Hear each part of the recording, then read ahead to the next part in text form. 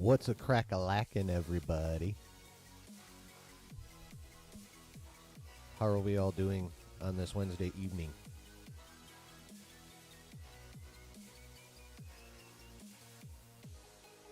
When it comes to the nerdy, I myself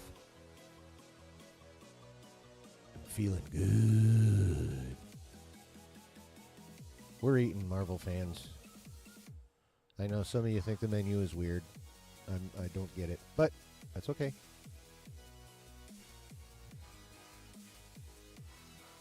But we're eating. We may have to fast a little bit beginning of next year. This is true. But we can pack on a couple pounds now to get us through the winter like bears. Yeah, okay, that was weird. Deal with it. So, I hope you're ready for a fun, nerdy time. So fill your cup, light your smoke, hit all the buttons, the like, the subscribe, the notification bell. Because we are about to have one fucking magnificent nerdy time, baby.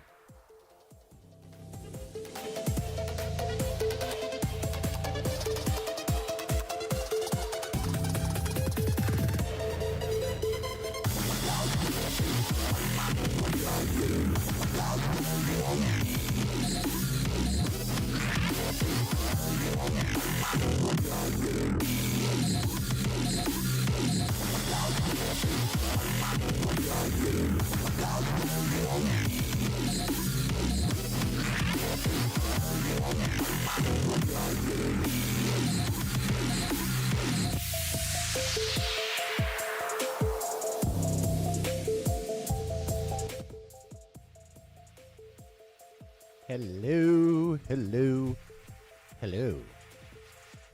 Welcome back into the basement on this fine Wednesday evening. I am super stoked to be with you guys and talk about all the stuff that's been happening with Marvel over the last week. I'm still I'm still in a holy shit mode with all that has happened since last Thursday. Hi, Malice. There's a bug. I just saw it fly past my head, so be prepared for some potential camera weirdness, because if my cat goes after the bug, he tends to hit my camera cord, and that makes my camera freeze. So, just be prepared when my camera goes weird. You'll probably then hear me swear at the cat, and then it'll be fine, because I'll figure it out. What's up, Brooke? Oh, welcome in. And also, if you're watching the replay right now, welcome in. Happy to have you. You think RDJ is going to kill at his doom? Oh, yeah. That dude is like, he's just a top tier actor, period. So, what's up, David? I mean, the fact that he wanted this, that means he's going to put everything into it that he put into being Tony Stark, so.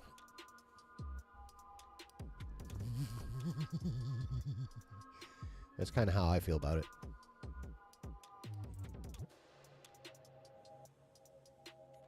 How has everyone's week been so far?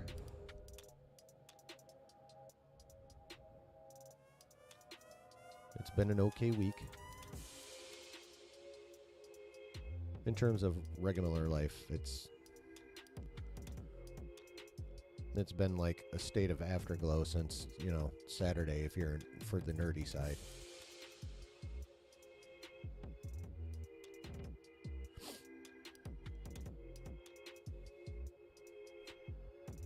How about you guys? How you doing?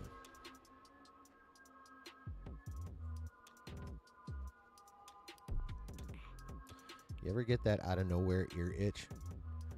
It fucking sucks. And there's nothing you can do about it except immediately go after it. Brooke's been pretty alright, but love Deadpool Wolverine? Oh, yes. I think there's a misunderstanding about that movie.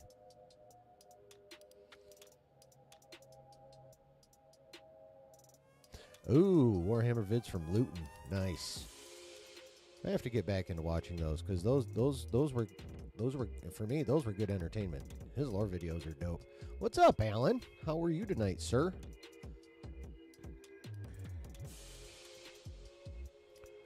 I haven't been paying attention. How are your Cubs doing? Or should I even ask? My Tigers are doing yeah.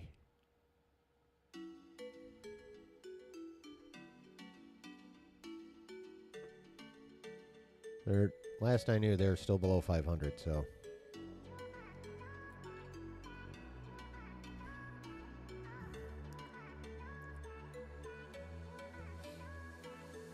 Good so far? Nice. I am glad to hear it. I'm always glad to hear you guys are doing well.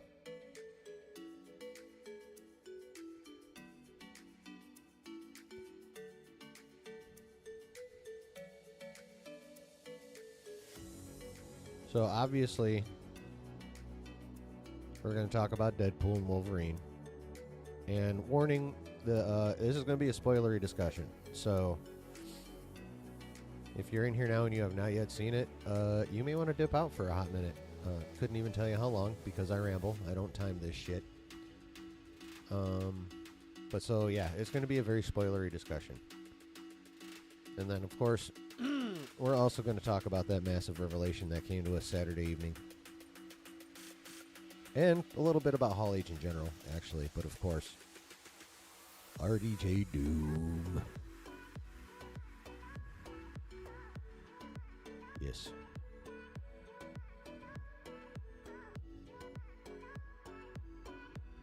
That's weird. That on the running keycap? Wonder if I'll be able to find that again later. Giggity. Chicago's 51 and 58. That sounds fairly close to what the Tigers are doing, actually. Except y'all are National League and we're American.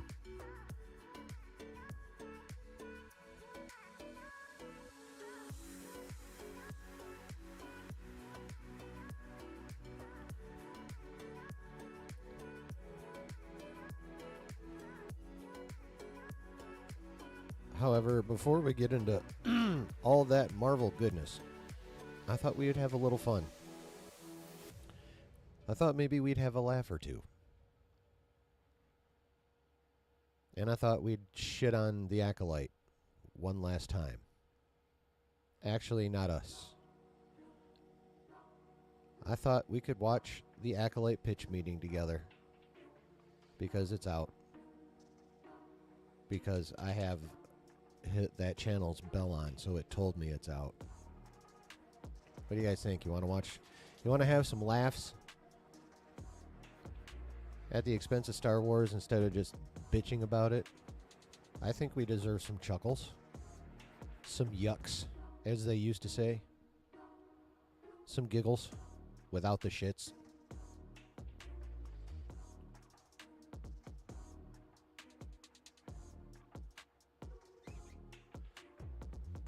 You like how Acolyte's audience reviews were suppressed on which platform or which site? Talking about Rotten Maters. Rotten Maters.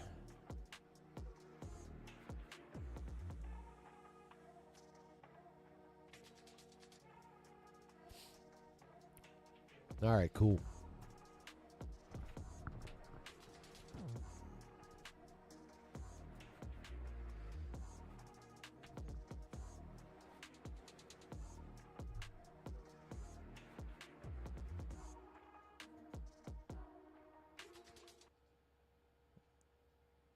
All right, let's pause the old music. Shoosh. All right. Now we got to do this because I'm super prepared.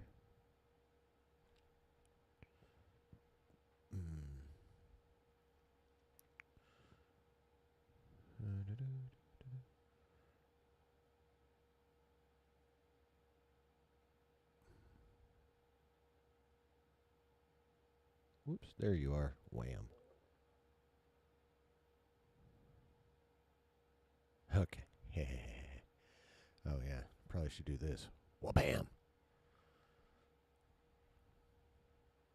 All right. Let's get past this. Skip it. Pause it. No. I never had it activated in the first place. I don't even know what the fuck YouTube's talking about there. All right. Are we ready for the hilarity that pitch meeting brings? Here we go.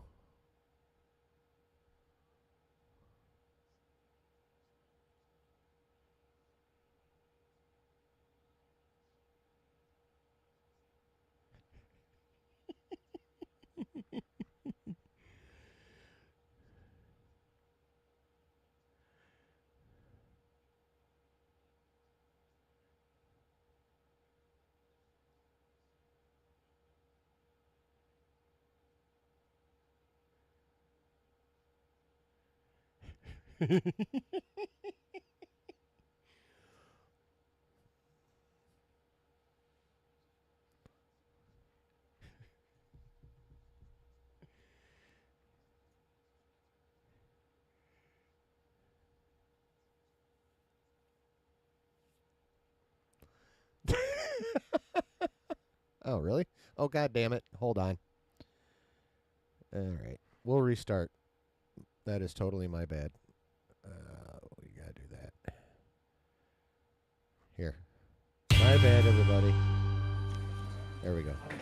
So, you got some new Star Wars content for me? Yes, sir, I do. And in this one, we're going to be following OSHA. Amazing. Occupational safety is very important. Right, but also that's her name, and she's going to be falsely accused of a crime. What's the crime? Well, her sister May's going to have this big old fight against a Jedi named Indara, who I figure we could get Carrie-Anne Moss to play. Trinity? Oh boy, that'll be a big draw for the show. So what does she do? Die immediately. Okay, well, I'm still going to pretend like she's a main character when we promote the show. Sounds like a good idea. So since May and OSHA look exactly alike and everybody thinks May is dead, OSHA gets blamed. Was she nearby? Not even a little bit. She was off putting out space fires, but a bartender saw her, so... Space fires? Fires in space, that's right. So she gets arrested and put on a prisoner ship piloted by robots. They think she killed a Jedi, so they put her on an unmanned ship. That's what we're going with. So this ship ends up crashing, and then she reunites with her old Jedi Master Soul. Okay. And she explains to him, like, hey, I think my sister might be alive, but he's like, no, I watched her die. Yeah, sounds like there's some history between these two. Oh, there sure is, sir. That's the whole basis of the show. But to explain that, we're gonna have to go back 16 years. I don't know how to do that. Yeah, no, don't worry. I'll just tell you what happened. Okay, yeah, that's better for me. So OSHA and May were raised by a bunch of space witches, and May wants to become a space witch, but OSHA doesn't really wanna. There are career paths other than space witch, sure. So then they're having this big ceremony to become space witches, and they do this little chant. A chant? Yeah, they're like, the power of one, the power of two, the power of many.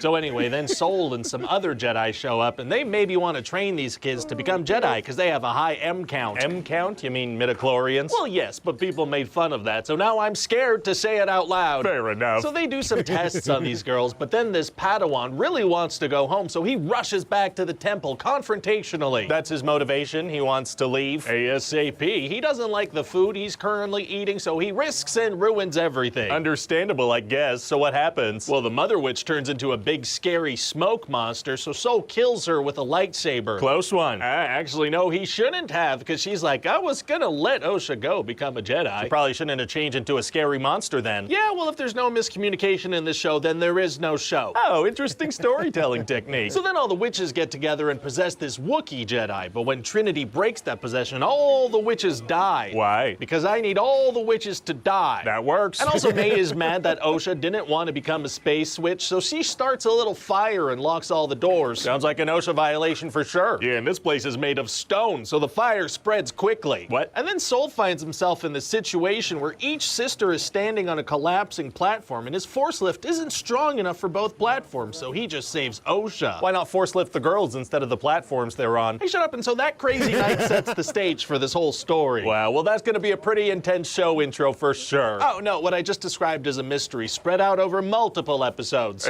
Stretching things out is tight. Paradoxically, yes. So then what happens? Well, because of that night, 16 years later, May is killing the Jedi involved with that, and she's working with this guy, Kymir. Okay. And also there seems to be a Sith lurking around, but we don't know who he is. Is it Kymir? I mean, who else would it be? Yep, that's a good point. I'm still gonna drop it as a big reveal several episodes in, okay? Sure, sounds good. So this guy really wants May to kill a Jedi without using a weapon. How come? He thinks that would be a pretty cool little dark side challenge. That does sound pretty cool. Then one day he goes nuts and kills practically all the Jedi that OSHA was rolling with. Oh my god. And in all that chaos, OSHA and May switch places. Oh, they do? Yeah, and it looks like May is gonna stab Soul, but then she doesn't. Why not? Yeah, because she doesn't want it anymore, you know? Who's to say why characters do what they do? You. Can you imagine? That'd be nuts. Well, anyway, meanwhile, OSHA is hanging out with Kymir the Sith. Hanging out? Yeah, she follows him around. He takes his clothes off, shows her his Sarlacc pit. Oh my god. So now that he murdered all her friends and flashed her his space junk, she's kind of into what he has to say about the dark side. Okay. But then she puts on his cool helmet and gets a vision of where May is. Oh, she does? Yeah, because the season's almost over and I need them to reunite, so she just has a vision of where to go next. Nice. So all the characters end up on that witchy planet where this whole thing started. It's like poetry, it rhymes. It's like poetry, it rhymes, that's right. So there's gonna be a big showdown between Kymir and Soul, and then also between May and OSHA. Very exciting. And then OSHA's gonna find out that Soul killed their mom, so she wants to kill him. Well, it's gonna be tough for her to kill an experienced Jedi Master. Actually, it's gonna be super easy, barely an inconvenience. Oh, really? Yeah, because now that she's angry, she can do dark side stuff, so she force chokes him to death. So he doesn't explain that her mom had turned into a scary smoke monster? No, because proper communication would get in the way of the story I'm trying to tell. Right, okay, keep going. So there's no Soul. Nope. And then also that guy died. What? So then what happens? Well, then OSHA agrees to train with Kymir and let him show her the dark side. Oh, he flashes her again? No, like the dark side of the Force. Oh, okay. And then he wipes May's memory, which is a thing he can do. Why? So she can't remember. And then a green lady blames everything on Soul and we're done. So what do you think? It's okay. I just feel like it's missing something. It is, isn't it? What key ingredient we missing here? Oh, I got it. You know what it is? We gotta do that thing. You know that thing where we sprinkle in glimpses of established characters and selectively recycle content we own as if that were a way to sustain long-term engagement? Right, that's what it is. I'll toss a few cameos in at the end. Great, that'll keep the brand alive. Hi. Oh my god. That was one of the best ones they've put out, honestly. Some of them have not been quite, I mean, they're all funny, but some of them have not been quite this funny. This one was murder. Holy but in a good way. Hi. That was just crazy.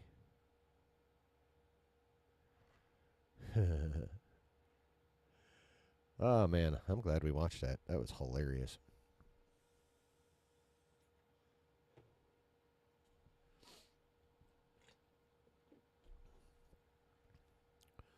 Oh, whoops, not that. Do that, and then we can turn the music back on. Wabunga. Ooh.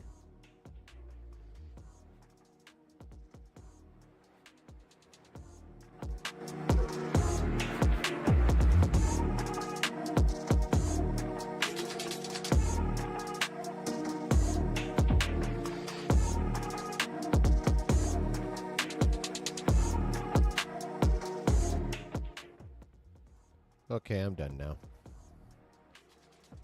That one was slapping, though. And I can't help myself. I got a bob to a slapper. Pause. Giggity. No diddy.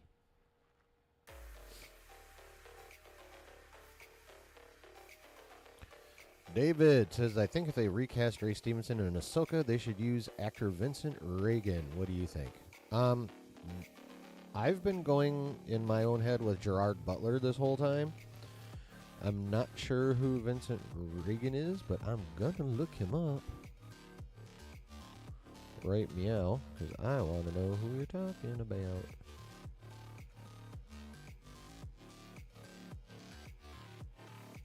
Oh, that guy.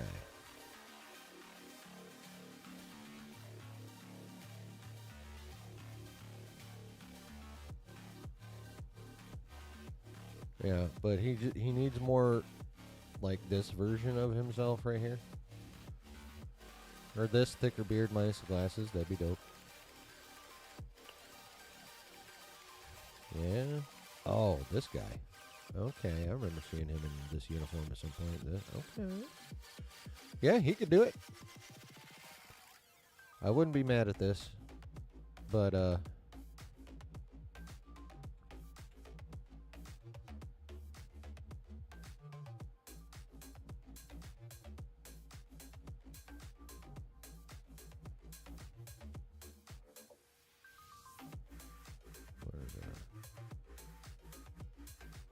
I've seen ones with a really good beard on him. I didn't know he had hair like that, though. Holy shit, that must have been way back in the day. Look at those locks.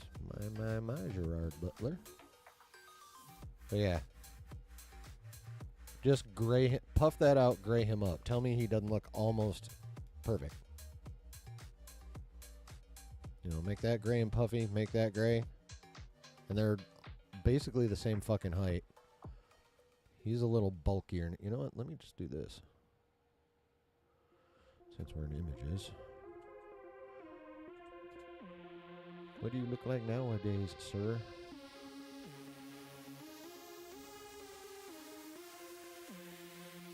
Here we go. Yeah. Gray that up. Tell me he doesn't look like fucking Ray Stevenson. He was in the latest House of the Dragon? What? Oh, Vincent Regan? Okay, I thought you meant Gerard Butler for a second. I was like, what? How did I not know that? But yeah, seriously. I mean, so, like, yeah, he's still my pick, but I would not be mad at Mr. Reagan at all. He looks pretty dope.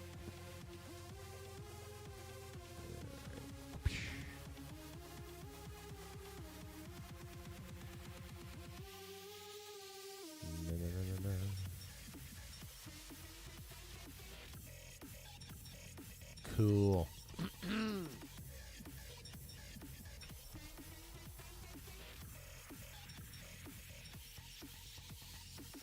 right. So,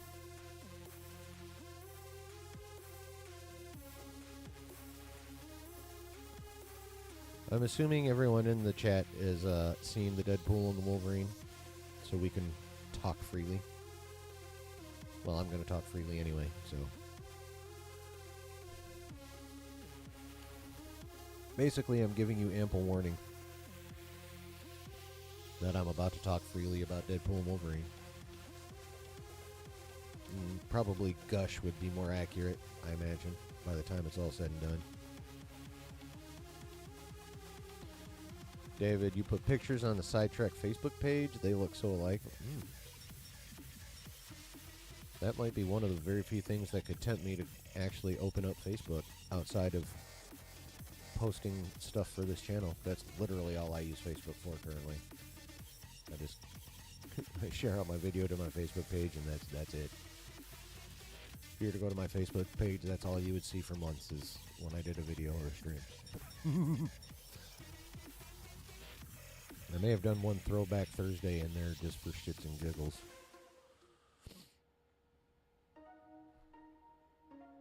Or how it started, how it's going thing. From my high school, or from my senior picture till, basically now. I did that. But yeah, outside of that, it's just been, when I do YouTube stuff. But for that, I might venture in there. Oh, you haven't seen it yet, but okay.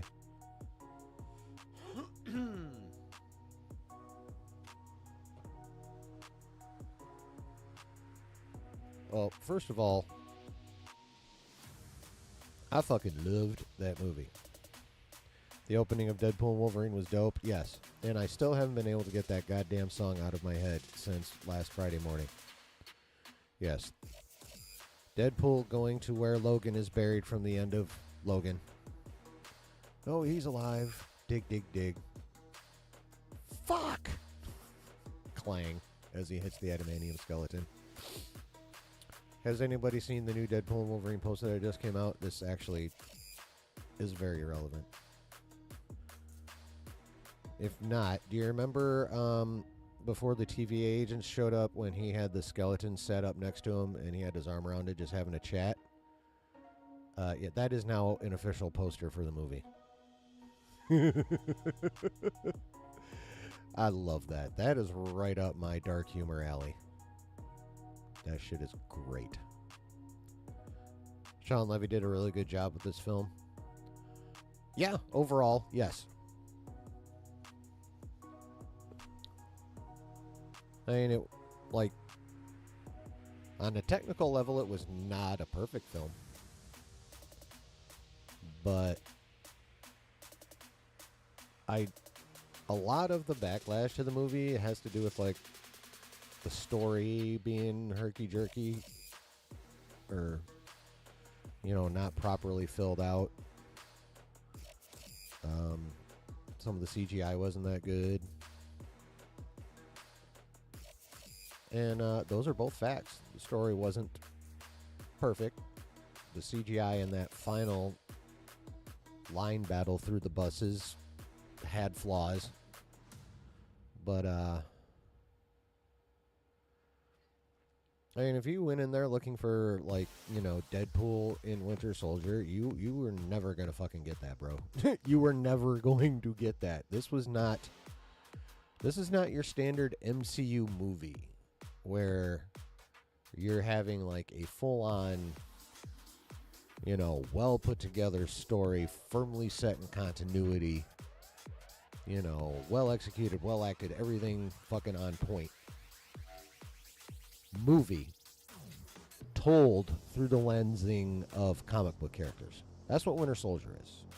That's what Civil War is. Those are, like, awesome fucking well-done stories told through the lensing of comic book characters. Deadpool Wolverine was never going to be that.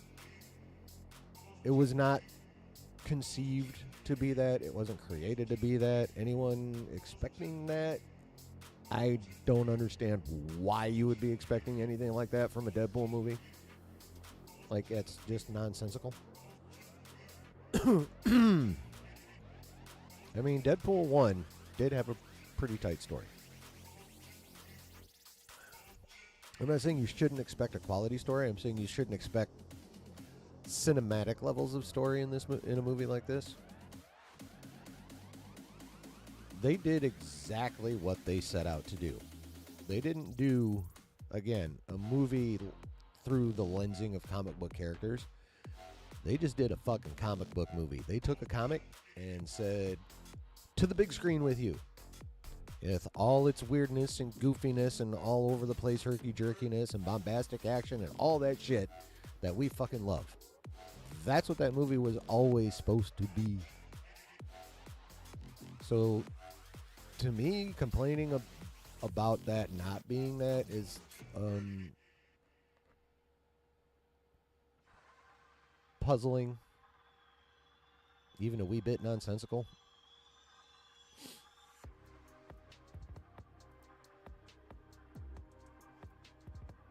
Like, if you've seen it and are disappointed with, like, all that kind of stuff, like, grab that mental knob in there, click it to just bombastic fun movie, and go watch it again. Go watch it knowing what it's supposed to be, and see what you think. Because that's how I went into it. I wasn't looking for fucking Winter Soldier. I wasn't looking for Civil War. I was looking for a fucking Deadpool movie, and that's exactly what I got. Plus fucking Hugh Jackman Wolverine in his most Wolverining in the 24 years he's played that fucking character.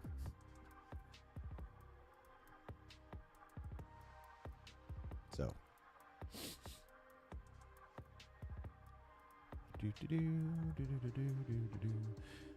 Brooke says, honestly love seeing the TVA in this film. First time seeing them on the big movie screen. Yeah, that was actually pretty cool. And they're gonna be playing a big role in Secret Wars. Well, maybe not a big role, but significant, I believe, is the word. But yeah, I do agree. It was cool seeing the TVA on the big screen. Especially when the first time you see them, Deadpool massacres them with Logan's skeleton.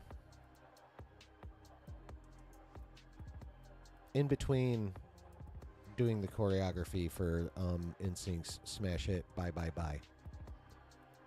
And that song is like ingrained into my head right now. Hey Griff, what's a happening?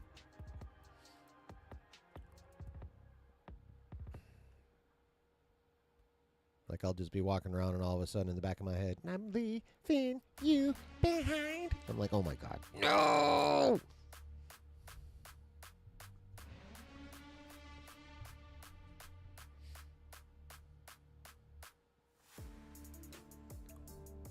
I mean, now that it's a bad song, I even liked it back then. Justin Timberlake is one of my guilty pleasures. Fuck off. But it's, appreciating a song is one thing. Having it stuck on repeat is another.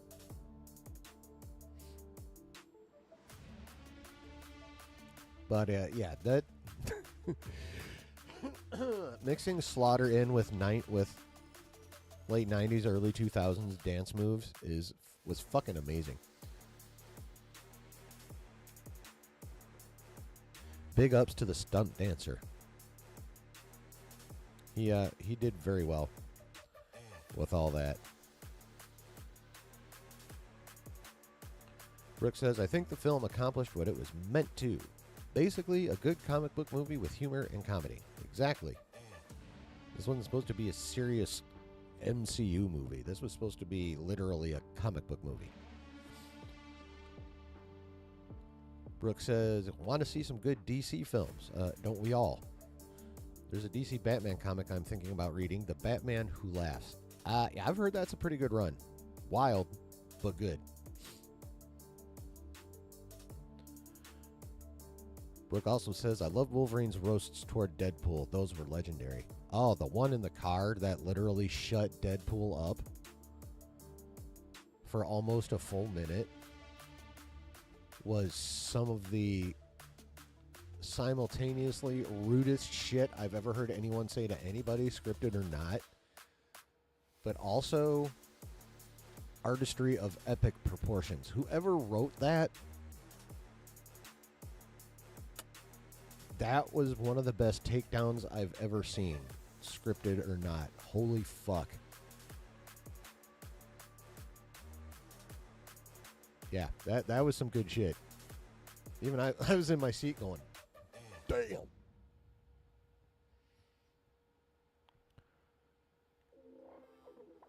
And Hugh, it's obvious, it's well known that Hugh and Ryan are like the best of friends. But letting Ryan go there with the divorce joke, holy shit. He loves Ryan Reynolds, like loves him. Like, platonically, but he loves him. To let him put that joke in the movie. That divorce, it hasn't been that long since the divorce, bro.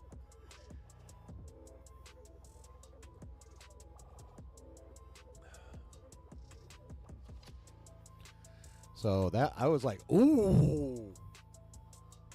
I honestly didn't think they were going to go there. Like, I'm like, there's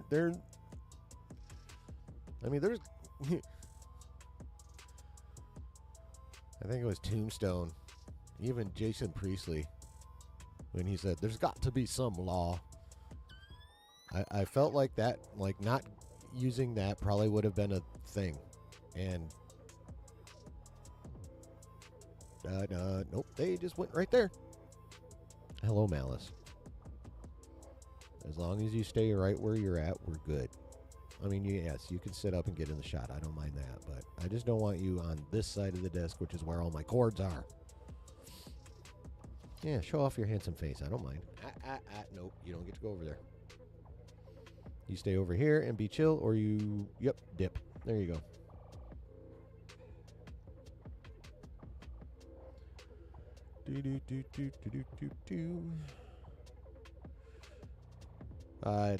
Brooke, if you have Amazon Prime, they release. Oh yes, dude.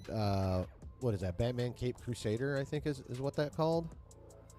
What that's called? Yeah, I've heard like on the critics' Rotten Tomato score, it's at 100% last I knew. So yeah, I am very much looking forward to another show that's going to go on my fucking monstrous list of shit I need to watch.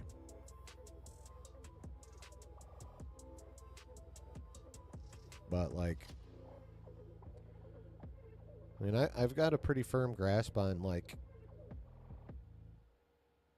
for the bigger names at least, who tend to be more positive reviewers of things, and who, you know, who are pretty straightforward and who tend to go on the negative side. And everyone seems to love this motherfucking show, no matter how they generally tend to review things. So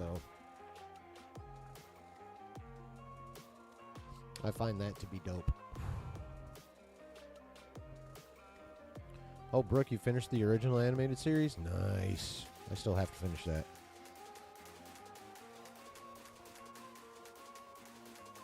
It's a very catchy song. You think it will? Yeah, it is a very catchy song. And it actually, oddly enough, was really good backup music for a Slaughter. I don't know how they made that work, but yes. In Sync is good music for a comic book character to commit mass murder, essentially. Only Ryan Reynolds, man. Also, you see some people already uploaded the whole movie to YouTube. Yeah, I saw something about that earlier. Channels are hosting it. If they're big channels, they're about to get demonetized for quite some time. Of course, they probably just cancel small channels just completely for that shit. Brooke says this film are definitely going to make at least $1.3 billion. I'm inclined to agree with that. It's definitely clearing $1 billion. Like, for sure at this point. Like, it almost made half of that through Sunday. And it's already tacked on another fucking 50 or no. What was it? I don't know, but it set records for Monday and Tuesday again. So, yeah, this movie's for sure cracking $1 billion. It's got a really good shot to get to 1.3. I do agree. That rhyme was unintentional.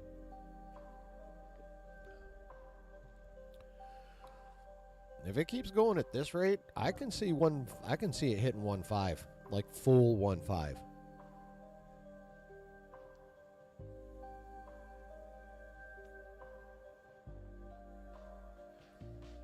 Because, like, this movie, no matter what its technical flaws, has a rewatchability. It's got an S tier rewatchability quotient. Like, that movie is so rewatchable.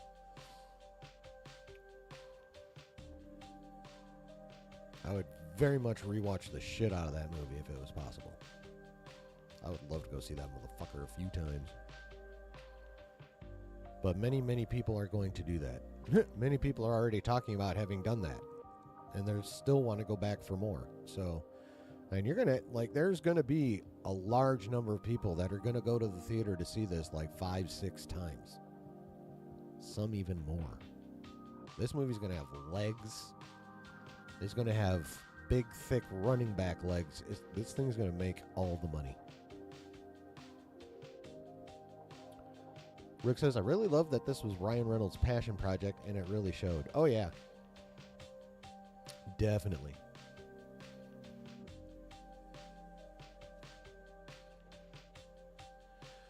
But yeah, the opening was awesome. Honestly, I was surprised how quickly Paradox was like, yeah, I'm going to give you a chance to be in the main Marvel universe, but, you know, I'm going to need you to go ahead and ignore the fact that I'm about to destroy yours. I honestly thought Ryan was going to have to find that out on his own, and Paradox was going to be lying to him. So that was kind of a weird decision, but I was like, oh, yeah, fuck it. But yeah, I will admit that's one of those things to where people were talking about the story being kind of weird. That was a spot. That's not how that goes for the most part. But and of course the scene of him getting uniformed up was hilarious, and the handsy tailor. I mean, let's be honest though. It's not like Ryan Reynolds does not have a slappable ass. I'd slap his ass. I mean, Chris Evans as Steve Rogers still has America's ass. But Reynolds has a slappable ass. No diddy.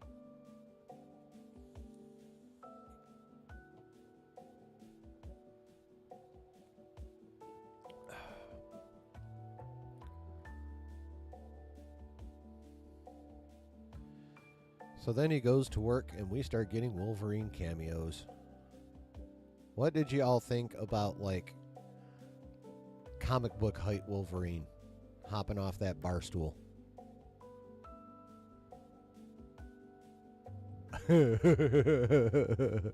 That shit was awesome. I wanted him to, like, have those two go at it for like a couple minutes before Deadpool left, or at least a minute, you know? Because that would have been hilarious watching 5'3" Wolverine flying around trying to fuck up Deadpool. It'd be kind of like when Yoda fought Dooku in Attack of the Clones. It would have. I feel like if they actually had a fight, it would have a lot of those vibes. That would have been fucking awesome. But what'd you guys think of that? I fucking loved comic book height Wolverine. Mrs. Chillin's still learning. She's like, what the fuck? I'm like, no, that's how tall he is in the comics. He's only 5'3" in the comics. She's like, what? Yeah, that's actually comic accurate height. To see it on screen was weird. Like, you know, that we all know that intellectually he's only 5'3", but, you know, we're used to Hugh Jackman, 6'1" Hugh Jackman playing him. So while it was cool seeing comic accurate height Wolverine, it was also fairly fucking jarring. Honestly, they should have poofed him out more. He should have been bulkier as 5'3". Like, he should have looked like a little fucking furry fire hydrant.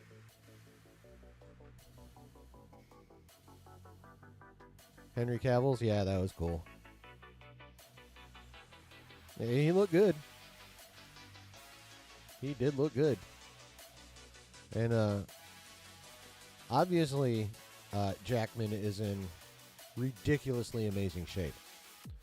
But Cavill is patently bigger. Like, he's thicker through the shoulders and the back and the chest. So, like, in terms of, like, breadth and, like, thickness, Cavill actually has the edge on Jackman and when it comes to that part of Wolverine.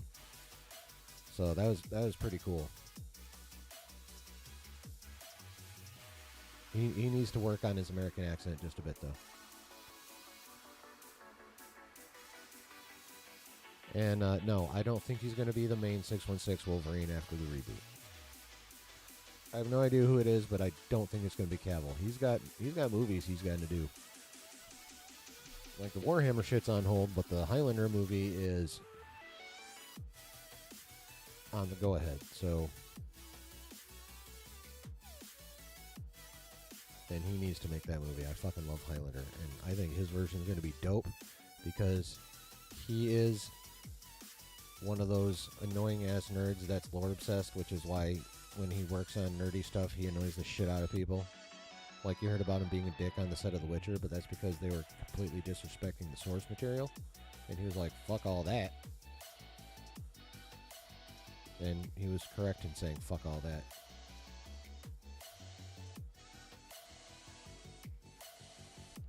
Like, they had people in the writer's room that literally hated the video game. Why did you hire them?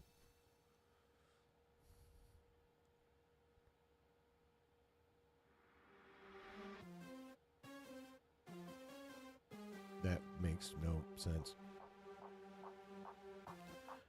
No sense whatsoever. Wolverine in the animated series is pretty short too. Yeah. It's a lot easier to make that less jarring in animation. For sure. Of course, I don't even know if they even make him quite that short in animation. I mean, he is basically shorter than everyone else, but I don't know if it's like 5'3" short. Might be 5'5" or 5'6" short. But yeah, they did make him short.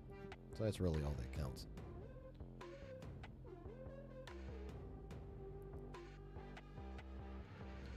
So yeah, lots of Wolverine cameos. They had some foofy-haired Wolverine from some set, one of the runs from the 70s. Had the Wolverine tacked up on the X. I can't remember the name of that run, but that was from the comics. Brown and yellow suit Wolverine about to fight the Hulk. Yeah. That was a dope suit, too. Both the suits were done really well. What else did we have?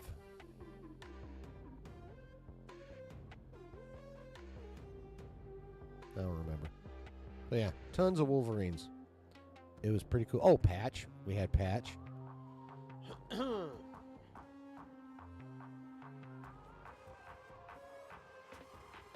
And it was thought for quite some time that particular Wolverine was going to end up being Radcliffe, and no Radcliffe in the movie to be found. But we did get Cavill.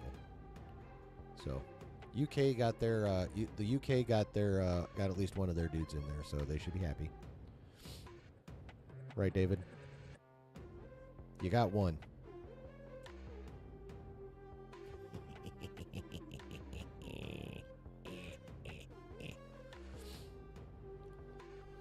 And then we find the Wolverine we get. A soused out, super depressed, super self-hating, I mean, with justification. You know, just totally dragged out version of Wolverine. Who did, in fact, get Whiskey Dick of the Claws. That was kind of funny.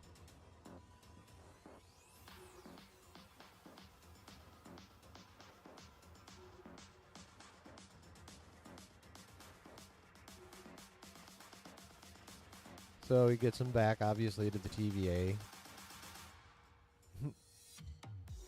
Paradox is like, bro, that's literally the worst Wolverine in the multiverse.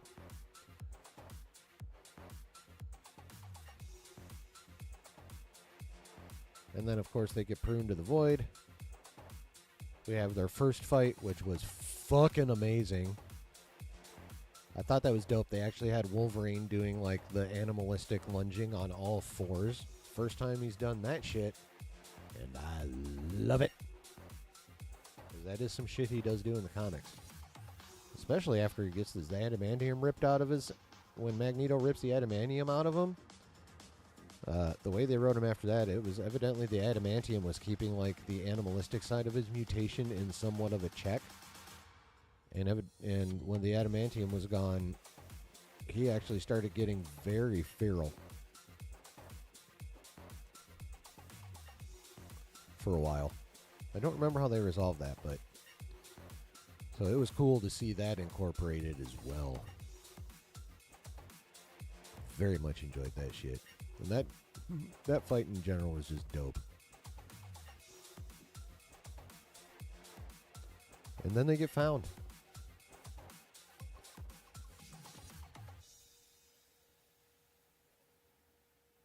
By someone with a very familiar voice, who appears to have a fair chunk of red, white, and blue on him. And it's Chris motherfucking Evans, baby. Yeah. And then the villains show up. And it turns out, when Deadpool's like, yeah, go get him, Cap. Flame on! He came back as Johnny motherfucking Storm. Which makes sense, because this is basically like There's a reason that big ass 20th Century Fox sign was in there. That's what we got. We got Fox Marvel all fucking day in this, and I'm here for it. So we got Johnny Storm, Chris Evans, which was cool. Right up until Pyro made him his bitch and sucked all his flame out of him.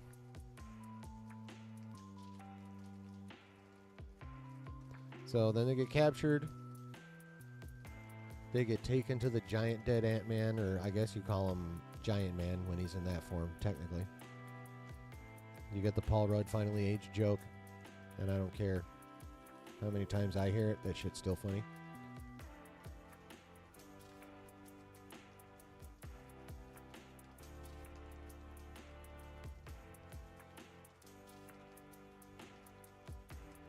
Oh yeah, I forgot. Before that, we had what the previews made look like was probably going to be a super awesome fight between Wolverine and Sabretooth.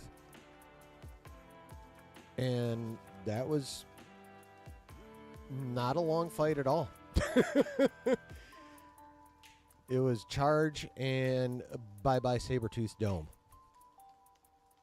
And that was it. I'm not mad about it, though. That was just kind of a surprise. I was anticipating, you know, some lots of Wolverine getting clawed by Sabretooth and lots of Sabretooth getting sliced and stabbed by Wolverine, and then, you know, then the coup de grace. But nope, one charge, one swipe, bye-bye Sabretooth. But that's okay.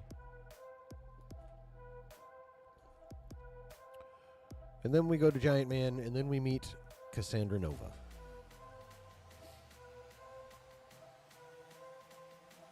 Who, what'd y'all think of when she ripped Johnny Storm's skin off? And, like, they had it blink twice before it collapsed. I love that shit. What'd you guys think? I thought that was pretty damn funny. I didn't say... No, I didn't say that.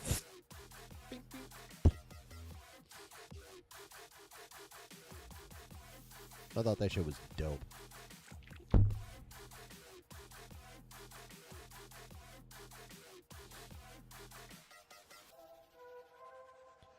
The way Cassandra Nova tends to stick her fingers in your head is, frankly, rude and freaky. What do you guys think of her overall as a villain?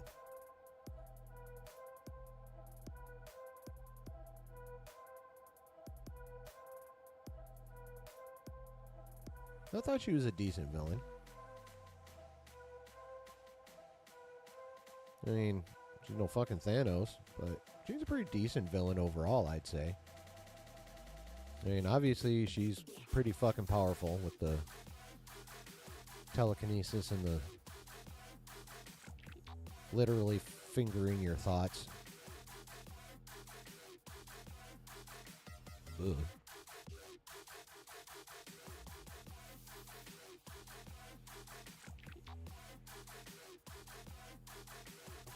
And, of course, her cheeky sarcasm. She had very well delivered cheeky sarcasm.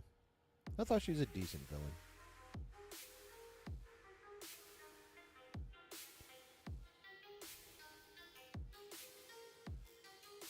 But, yeah, of course, lots of yapping. Minor fight ensues. And, what up, C-Dub? We're talking about Deadpool Wolverine. We were just getting to the point where Cassandra Nova did that rapid removal of Johnny Storm's skin.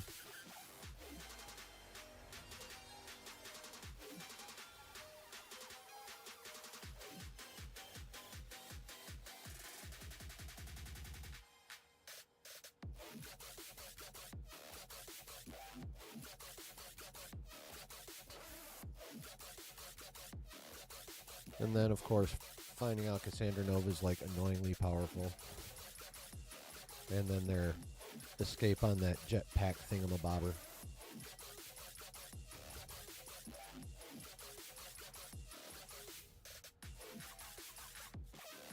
How you doing, C-Dub?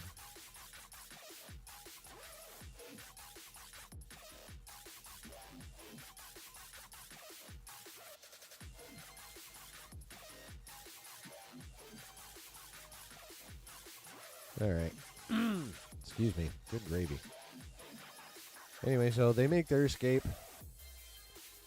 And then we start running into Deadpool variants. The first one to show up is a non-fucked up faced, samurai haired, nice pool.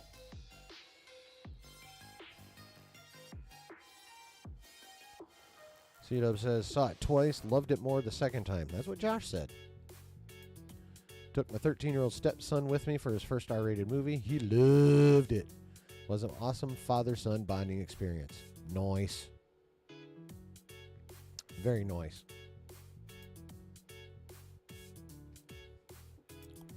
Did you take him the first time or the second time? You went.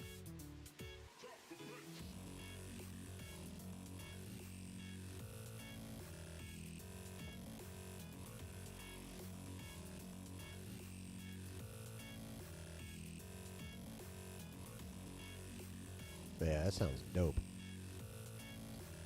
So yeah, they run into... Well, first we get Dogpool. Oh, that critter. I've mentioned this before, but that dog was literally voted the ugliest dog in the United Kingdom. So, of course, perfect casting for Deadpool, or Dogpool.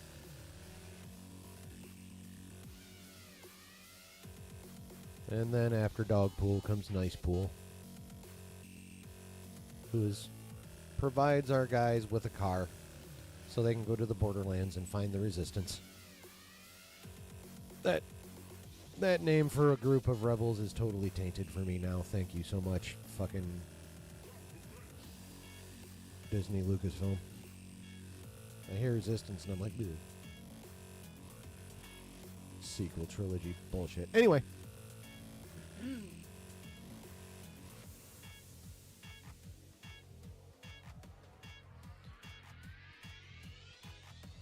Second time. Had to see it first or wouldn't feel like a responsible parent. I feel that. That's awesome, dude. Nice. Always got to do your research. And of course, it's way easier to do research when it's fucking Deadpool Wolverine, though.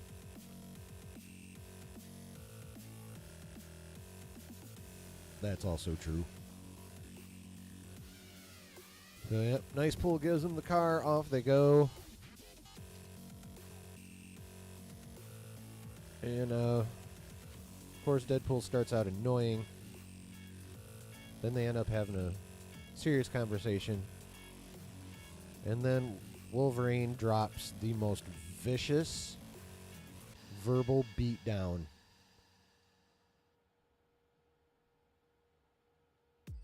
It was fucking art. That beatdown. Like, kudos, again, I said this earlier when we were talking about this before we actually got into the movie itself.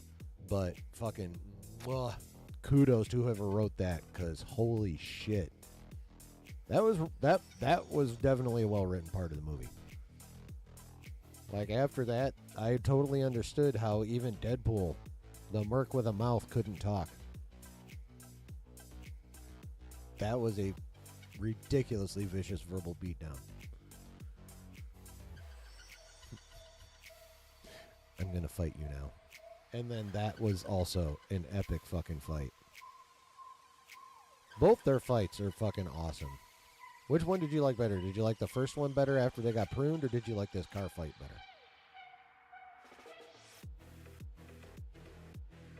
Thinking about it, honestly, I'm kind of... I mean, the first fight was really good, but I'm kind of leaning car fight.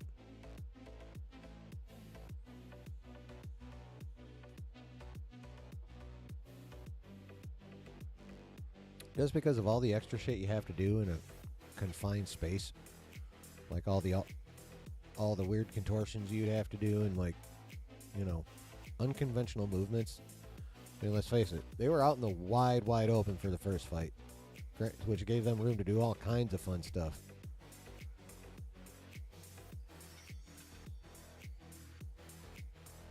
But that in the car where they had to get really inventive, and it was fucking awesome. So that one, I liked that one better than the first one. What about you guys, though? I mean, if you like the first one better than the second one, I can respect that. What do you guys? Which one though? Griff, my chatty 14-year-old loves to talk during movies. And it turns out I'm a bit of a chatty 48-year-old, so I mean, no judgment here, Griff's chatty 14-year-old kid. Chillin's with you.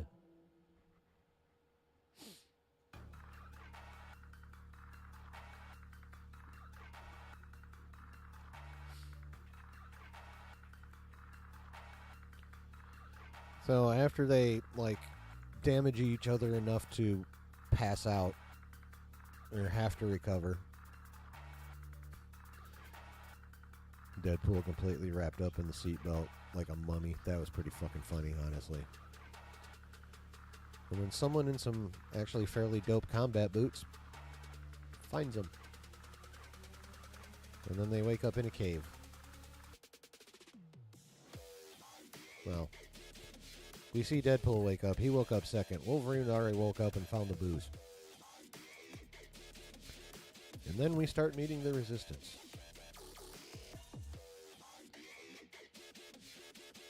Shit, I don't remember the exact order. Did it go Elektra, Gambit, then Blade for the first three? Was that the order?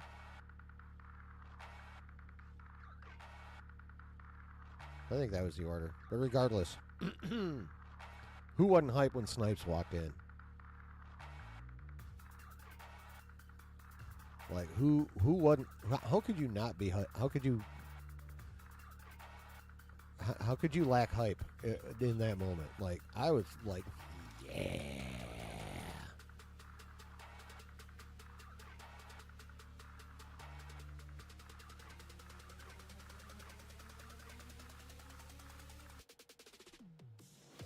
So, I appreciated those guys. Elektra, Channing Tatum's Gambit.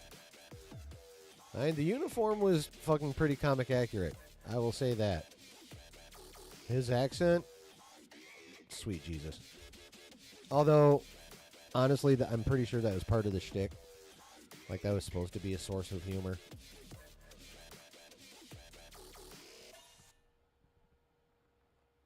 And the jokes they made out of his Gambit movie that's been in development hell since I don't even remember how long anymore. For fucking ever. I think I've been here I think I was born here. I came out my daddy's penis ready.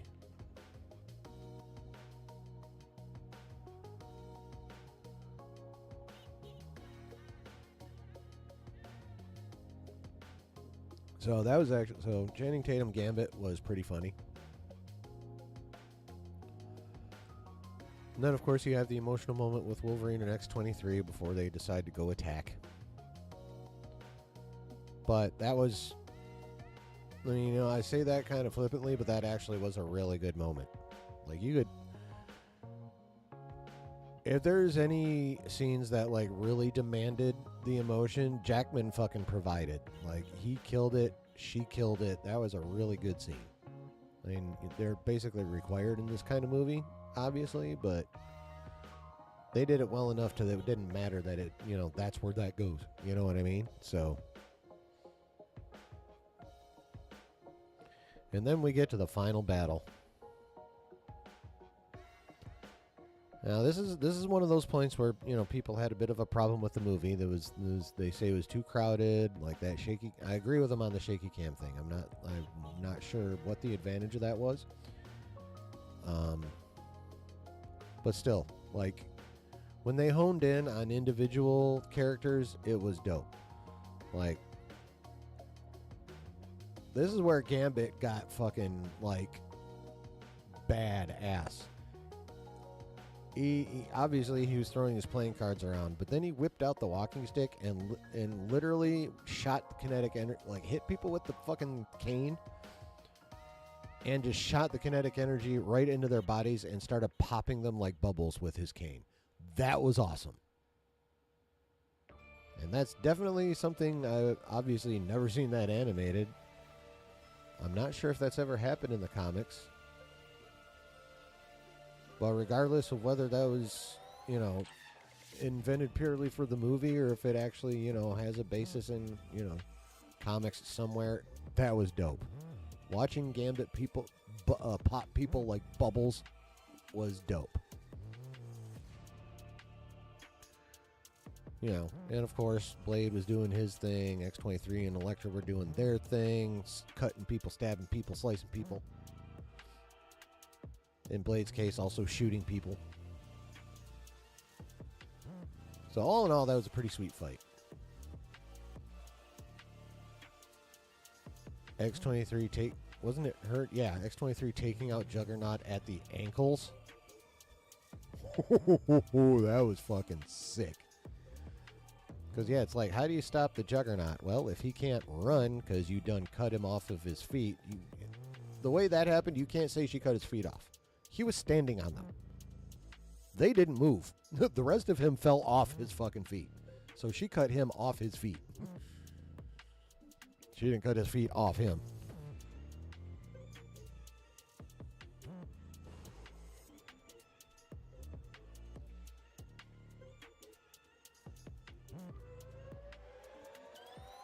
Wish there was more action from Cassandra Nova. I mean, yeah, a little bit.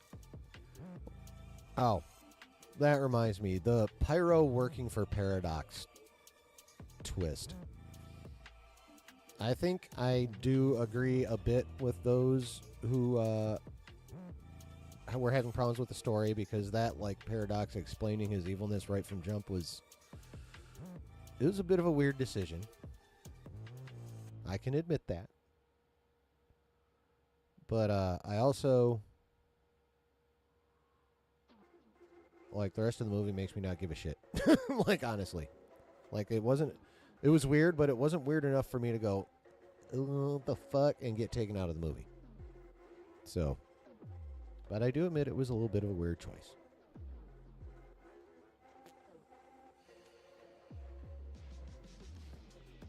Now, can anyone explain to me how, like, Cassandra Nova gets blasted in the chest, obviously in a lung because she had blood running up out of her mouth, and was dying for a little bit, and then all of a sudden was not. Was her telekinetic power? Is it because they took the helmet off her and her telekinetic power is that strong?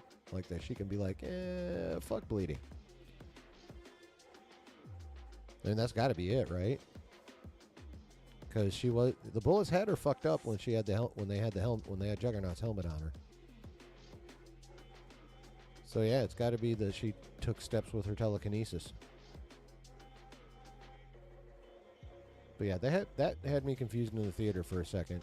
I wish they'd have done a little bit more explaining at that, because that only literally just now occurred to me.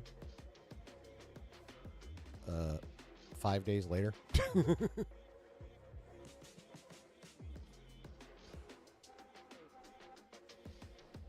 And then I wanted more history with that sling ring, other than that she took it off of a version of Strange. I want to know why it had the reality stone and the time stone in it.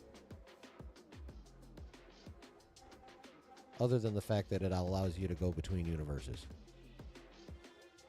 Or at least out of the void.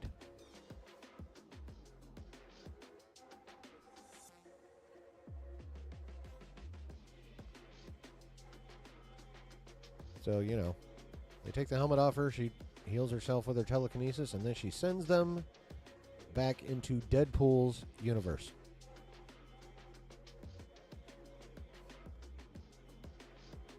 And then she finds out about Paradox's plot, gets pissed, and sends the entire Deadpool Corps after Deadpool and Wolverine to keep them busy, while she goes and uses the Time Ripper, tries to use Paradox's Time Ripper on fucking everything. Starting with that universe right there.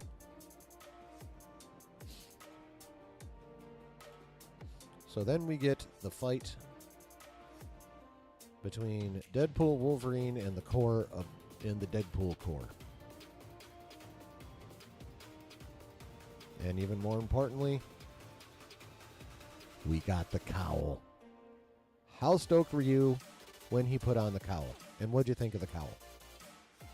I must know this. I need responses on this one. How would you rate the cowl? How hyped did you get with the cowl?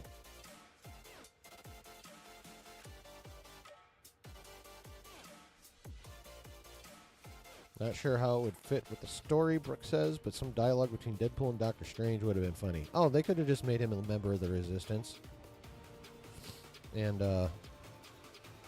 you know, maybe in the universe he came from, like, currently in the 616, Wong is the Sorcerer Supreme, and, you know, she took it from him instead of Strange. They could do it that way, I think.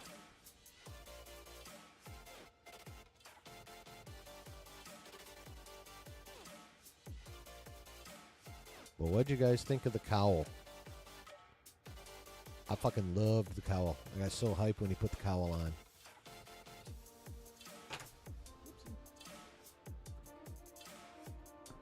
Whoopsie.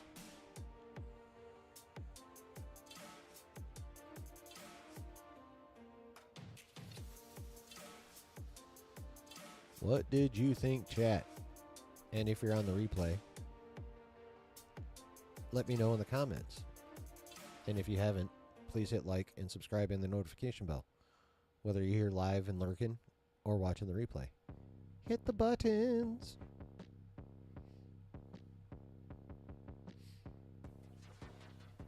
Brooke says the cowl was hype. When Wolverine put it on, you knew he was ready for action. Yep.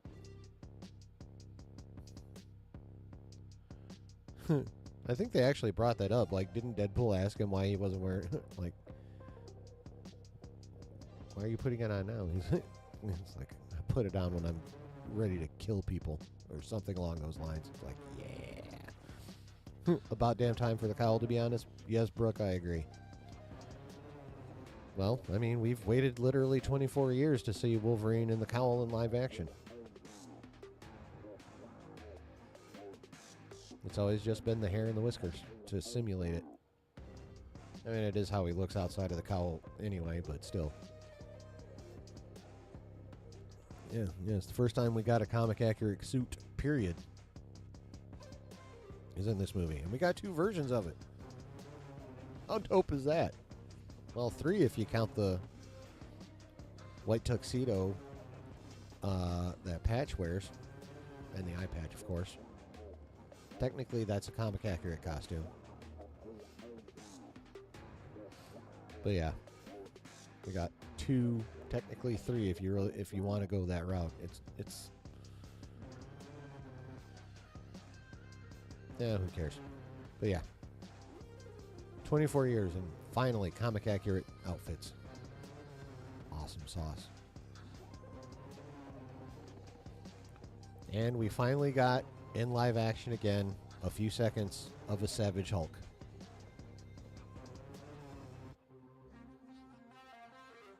Obviously nowhere near enough, but we finally at least got a taste of Savage Hulk again. Because outside a few seconds when Morph turned into him in X-Men 97, we haven't had Savage Hulk since 2018.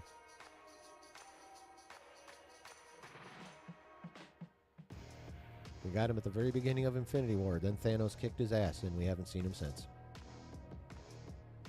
We've gotten Professor Hulk. And that's it. Wolverine said he's ready to kill a bunch of Deadpools. Yeah, well, I mean...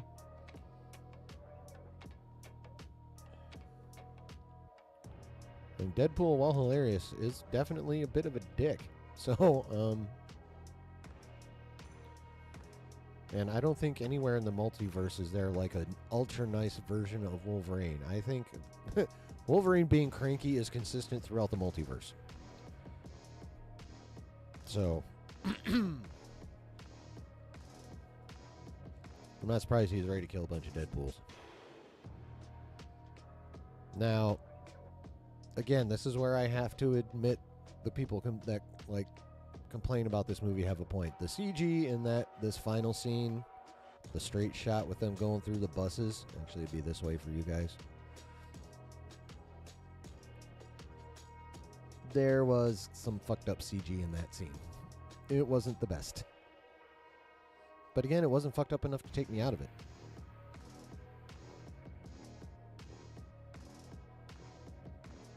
But I do have to concur that, you know, I cannot deny the fact that there was fucked up CGI in that scene. Nowhere near the levels of fucked up as the Flash was. Holy shit. But yeah, there's definitely been better.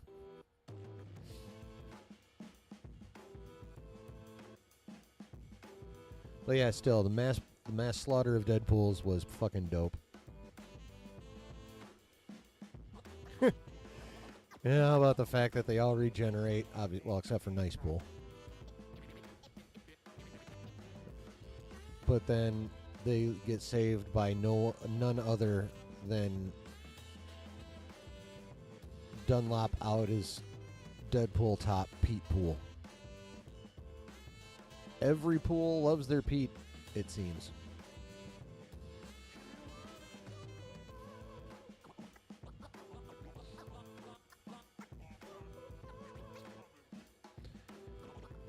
And so he makes the Deadpool Corps happy. Wolverine and Deadpool, you know, they go into where the TVA has the Time Ripper. Find out the only way to shut it down is, you know, connecting the matter and antimatter power sources. Meanwhile, Cassandra Nova is at the controls, beginning spaghettification of that universe. Which actually, I like the spaghettification effect. I like that Loki established that as a thing. Honestly, I think it's cool. So yeah, she's trying to do her evil wipe out the universe thing, starting with that one, or wipe out the multiverse thing, starting with that one. Because that's her goal. Kick everything into the void where she already rules.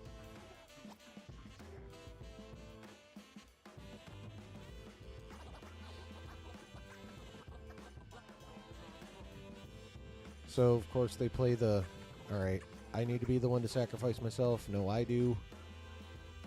But they made it count, I thought. The dialogue was actually pretty cool. And, of course, Deadpool being Deadpool. Once he managed to sneak his way in, get his way into the room, I loved that he did the Spock thing. Because I also am a bit of a Trek nerd. So I thought that was a cool joke. I actually was about ready to lean over to my wife being like, they're kind of doing the Star Trek thing when he went, or Spock. That was great timing. I loved that one. So Deadpool, of course, tries to connect them. One person isn't enough to do it. Wolverine finally bashes the door down, hops up there, joins him. They're supposed to be obliterated by this. Baby Deadpool was kind of funny, yeah. You know, combining when matter and antimatter combine, it's generally not good for anything in the immediate surroundings or for like a long ways out that I don't know, but it's fucking big. It's bad when those two collide. So those two should have been atomized.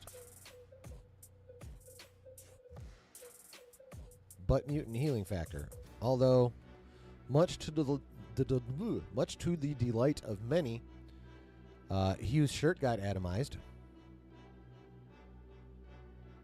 Motherfucker looks like that in his mid to late 50s. I've never looked like that. I mean, obviously, I've never put in the work he did, but god damn, Hugh was ripped, bro. Hugh was ripped. I mean, they may have enhanced it a smidge with CGI, but Hugh was ripped. So, you know, obviously they succeed. Cassandra Nova dies. Or maybe just gets sent back to the void. With no way out this time. I'm not sure. Well, no. She had to have the sling ring with her in order to get there. So, I wonder if that survived. I never even thought about that. You guys think that maybe that sling ring is lying in the room where the Time Ripper was, just chilling, forgotten by everybody? Because I don't think... I mean, it may have gotten destroyed, but is there a possibility that it didn't? Because it's got infinity stones, which makes it, you know... Which potentially makes it extraordinarily hard to destroy? It's probably nothing, but still.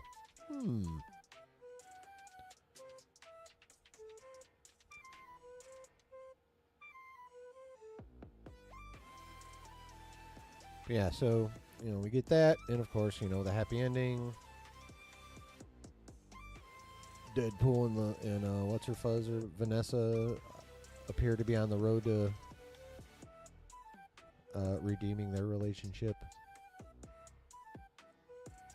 Looks like Deadpool's universe has a Wolverine again, so it may be fine. We'll see. I think that still has to be determined. Because there's still the fact that he's not from that universe, and so he would be dragging chunks of his universe with him, which according to Reed Richards in Multiverse of Madness is what causes incursions. So that universe is still not out of the woods, I don't think. And, speaking of that universe, according to Alex Perez of the Cosmic Circus, who is really fucking accurate, Deadpool, the Deadpool universe and the universe at the end of the Marvels are the same one. They are Earth 10,005. Which I find interesting.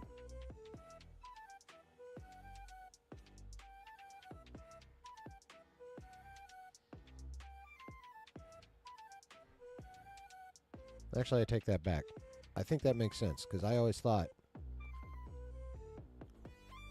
that the universe that Monica ended up in was, if not the exact same Fox universe we watched in the early 2000s, it's a version of it. And if Deadpool's in it, then yes. It's definitely a Fox universe. So it looks like we're going to be getting CGI, hopefully still voiced by Kelsey Grammer, Beast. We're going to get Maria Rambeau as Binary. And obviously we're going to get Xavier again. So Patrick Stewart's probably back because, you know, Beast acknowledged the fact that he does exist in in that universe. So that's definitely going to come back into play. I still think we're getting Avengers versus X-Men. Or a form of it. Maybe not titled that exactly. But I feel like instead of the way Secret Wars was done in the Hickman run in the comics, where it was 616 versus the Ultimate Universe, I think it's going to end up being 616 versus 10,005.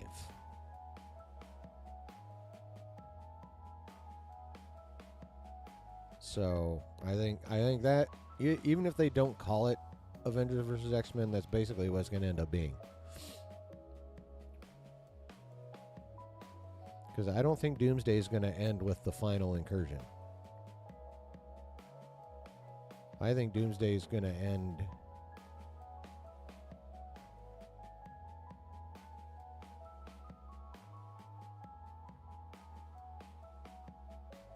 with the enormity of the multiverse dying fully discovered. Which I think will set up... I think Doomsday is going to set up Doc Strange 3, Time Runs Out, which will then set up Secret Wars. I don't know what else they're going to attempt to throw in there based on the movie's current release dates, because it is July 2024 right now. Doomsday is supposed to be out May of 2026, and it is recently just found out that they're not going to start filming till second quarter 2025. Which is April, May, June, for a May 2026 premiere of Doomsday. So, like, they're running a pretty tight ship. If they're actually going to keep those dates of May 2026 for Doomsday and May 2027 for Secret Wars, there's about to be a lot of projects that are going to get pushed to Phase 7 or just straight chopped Both theater and Disney Plus. I mean, they just don't have time. Well, maybe less so Disney Plus, because, you know, they can just stick them under the spotlight banner and say, oh, they don't matter to the fucking, you know, the overarching story. But, like, all these movies that are supposedly in the works, you know, Shang-Chi 2, Doctor Strange 3, I think we're definitely getting that. Doctor Strange plays a huge part in the comic Secret Wars. So I think we're definitely going to get Doc Strange 3. There's no way Sony's going to allow them not to put out Spider-Man 4. So I think Spider-Man 4 is going to take over the late 2025 spot that Blade held. Or spring 2026, like maybe March-ish. Like, you know, just a couple months before Doomsday comes out. But I'm pretty sure it's going to end up in that 2025 spot because that's what fucking Sony wants. And they control Spidey, so they're going to be doing a lot of shit in a fucking hurry. So, like, Armor Wars, I don't know where they're going to fit that in order to keep these dates. That's fucking pointless. Young Avengers, no point in making that at this point. There's no room for that shit. I mean, they can bring them in as characters, but we there's no time to give them their own movie. Not that they'd need their own movie even if there was time. But, yeah, I don't know how they're going to fit that in. Shang-Chi 2, I don't know how they're even going to fit that in. Because none of those movies, I think Shang-Chi 2 is in pre-production. Nothing's being done on Young Avengers. Nothing's being done on Armor Wars. What else are they thinking about doing? Yeah, like, projects are going to, unless they push those dates again, like by a year each, unless they're going to push Doomsday to May 26 or May 27 and Secret Wars to May 28. Yeah, there's some movies that are not coming out that have been talked about. So it's going to be an interesting ride. Like, either way, Marvel's painted themselves into a corner where there's no way it's not going to be a bit of a rough ride till Secret Wars. Like, they're going to either piss people off by chopping projects or going to piss people off by delaying these two Avengers movies.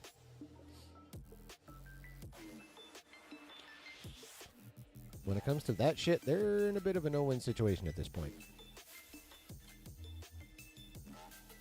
They're still craving. Why did you have to remind me that that fucking movie still exists?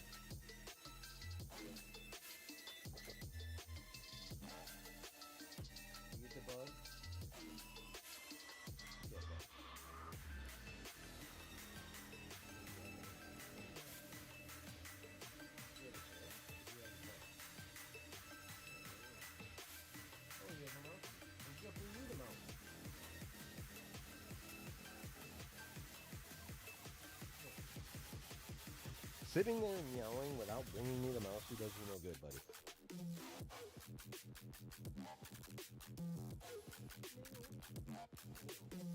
I love my cat. Yeah, Craven. Woo! I don't think I'm going to go to the theater for that one. I am going to go see Venom in the theater, though. That one I'm willing to give a chance. Oh, hi there. Nope, can't go over there. You gotta stay over here, buddy. Gotta stay over here.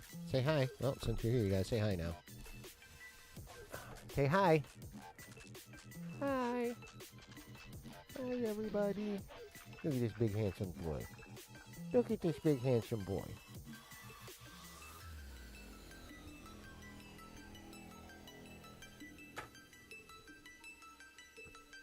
Kitty. Yeah, the schedule as it stands now is super tight, so it's going to be very interesting to see how they handle some of this shit. And hopefully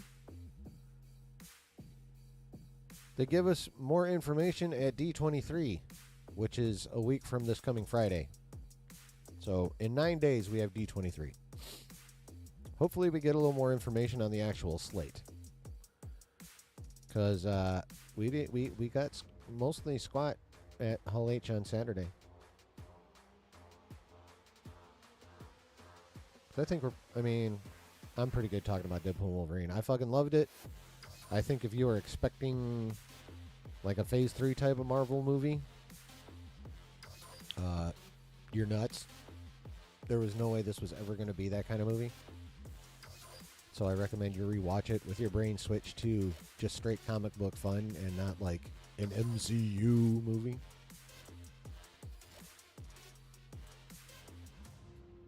But yeah, I think it's time we move on to Hall H now. But before we move on to Hall H, I need to move on to the Toity. I will be back shortly. Please do not leave.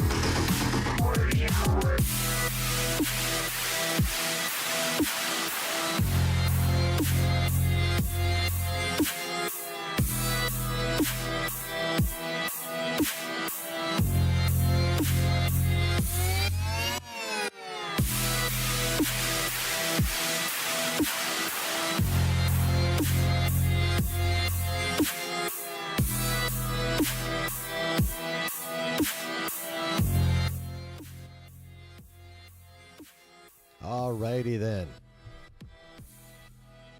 I can now concentrate. Well, I can concentrate more. Anyway. Let us now talk about Marvel's Hall H presentation at the San Diego Comic-Con, which occurred this past Saturday evening.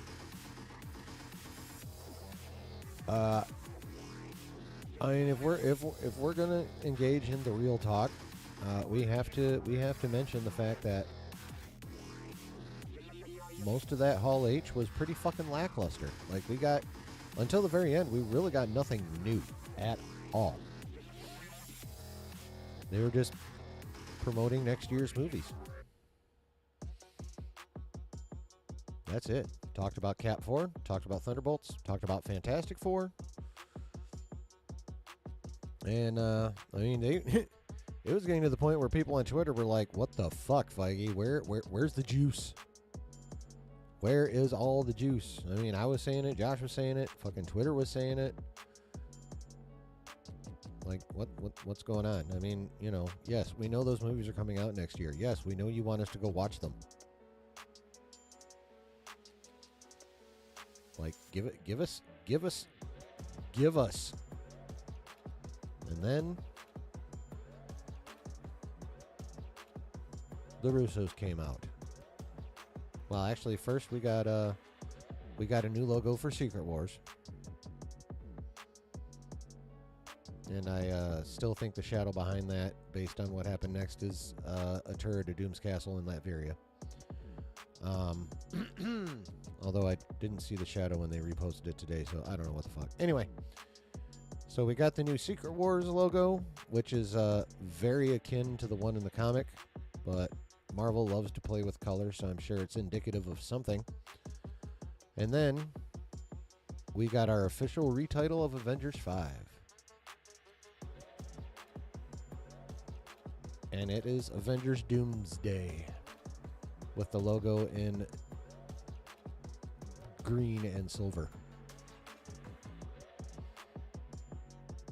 And then we got a bunch of costumed Dooms, or then we got the Russos on stage. And then we got some costumed Dooms on stage. And then they parted for someone in the most green robe of them all. And revealed himself to be none other than Robert Downey Jr. Gonna be playing motherfucking Dr. Doom. I went nuts. Josh went nuts. The crowd went nuts. You can go back and watch. I was dancing.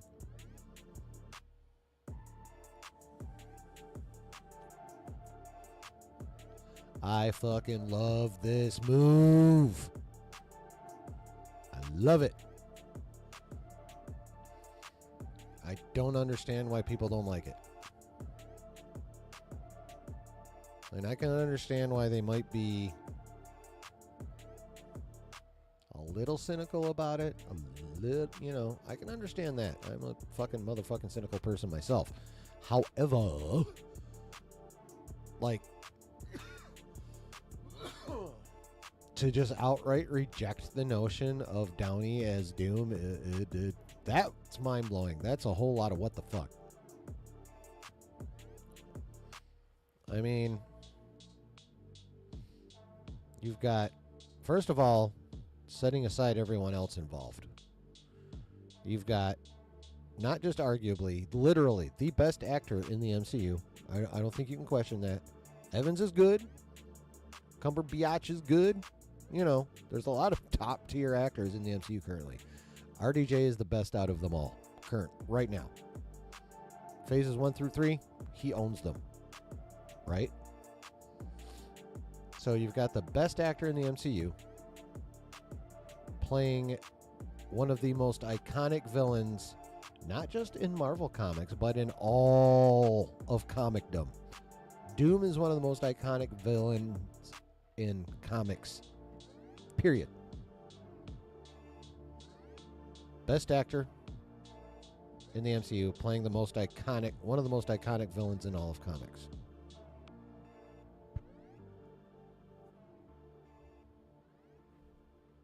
Where's the problem with this? And on top of that, forget, you know, above and beyond those two most salient facts is you've got a rejuvenated Feige. You've got the Russos. I should use this hand. You've got McFeely. I'm not sure what's going on with Marcus, but you've got a McFeely from Marcus and McFeely. And you have Robert Downey Jr. What do these four people / groups, in the case of the Russo brothers, have in common? What do they all have in common?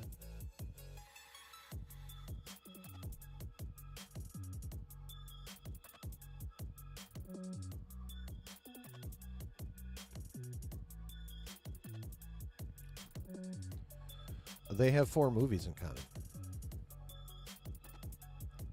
Captain America Winter Soldier. What up, bun sauce? You smooshed the like, not crushed it. That's okay. Yeah, there are 4. Captain America Winter Soldier and Civil War and Infinity War and Endgame. Arguably 4 of the top 5 movies in the MCU period. Feige, Russos, McFeely, Robert Downey Jr. Like, the literal band is back together. What am I drinking? Diet Coke. It's the middle of the week. I have to work tomorrow. Actually, I have a therapy appointment in the morning, so. Brady, what's going on? You smacked the like button along with your Benjamin? Excellent. Excellent. I appreciate that. Where was I? Oh, yes. Like, how is... You've got, like...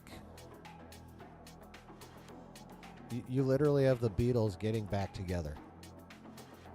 This is the MCU equivalent of the Beatles getting back together. Feige, Russo's, McFeely, RDJ.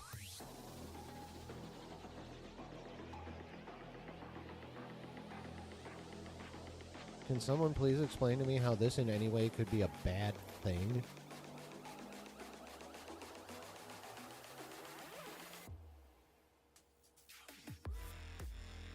Outside of the time constraints they're under. That's the only thing I'm concerned about. I'm not concerned about what those guys can do. I'm concerned about the time they have to do it in.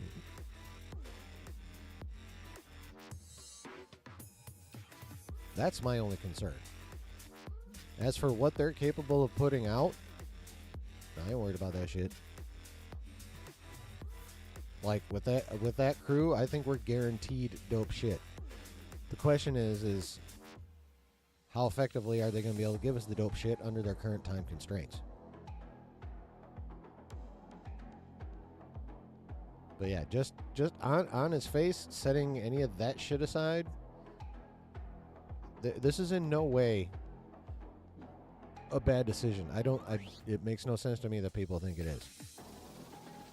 Now, I will admit, does it look desperate? Yeah. I mean, they literally are desperate at this point. They have put themselves in a corner, and they are now desperate to get the fuck out of it. That is for sure.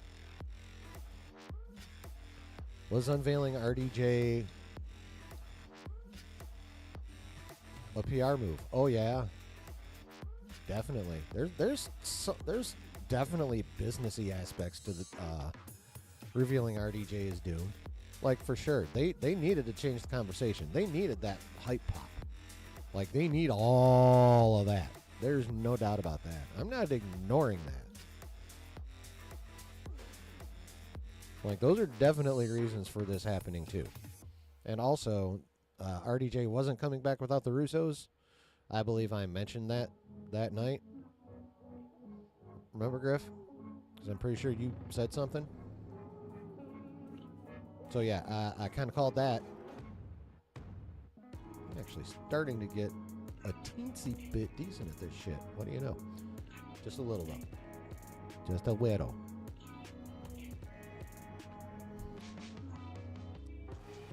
But yeah, like, you know, there are definitely outside concerns. But as far as what they're going to be able to do with those movies, like story-wise and make, the way it's, just the way it's executed, I have no concerns about that part of it. That group, fuck. We're going to get bomb Avengers movies. Not Avengers movies that will bomb. We're going to get bomb-ass Avengers movies. It's just those time constraints. Like, they're literally only going to have time to work on 4 movies at the way it's set up right now. Well, 5, because they literally started filming Fantastic Four, yesterday?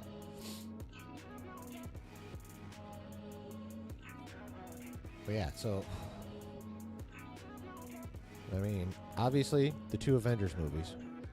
We're getting Spider-Man 4 at some point because Sony. And I don't see how you can't do a Doc Strange 3 movie. Because of the part Doc Strange has to play in this. But, I mean, the 2 Avengers movies is May 2026, May 2027. Fantastic Four is next July. But they just started filming on that, so that might actually be okay.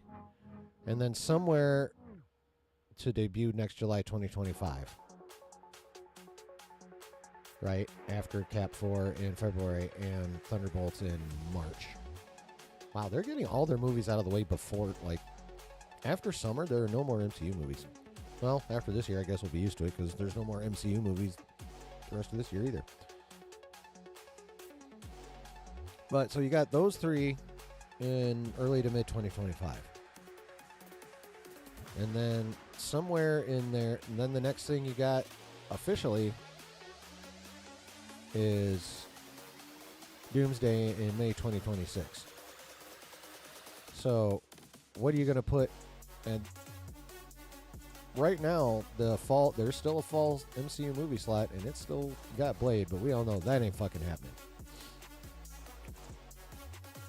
I think we're going to get Spider-Man 4 in that November slot that currently Blade occupies. And this is all this speculation I'm doing right now is based on the current calendar, right?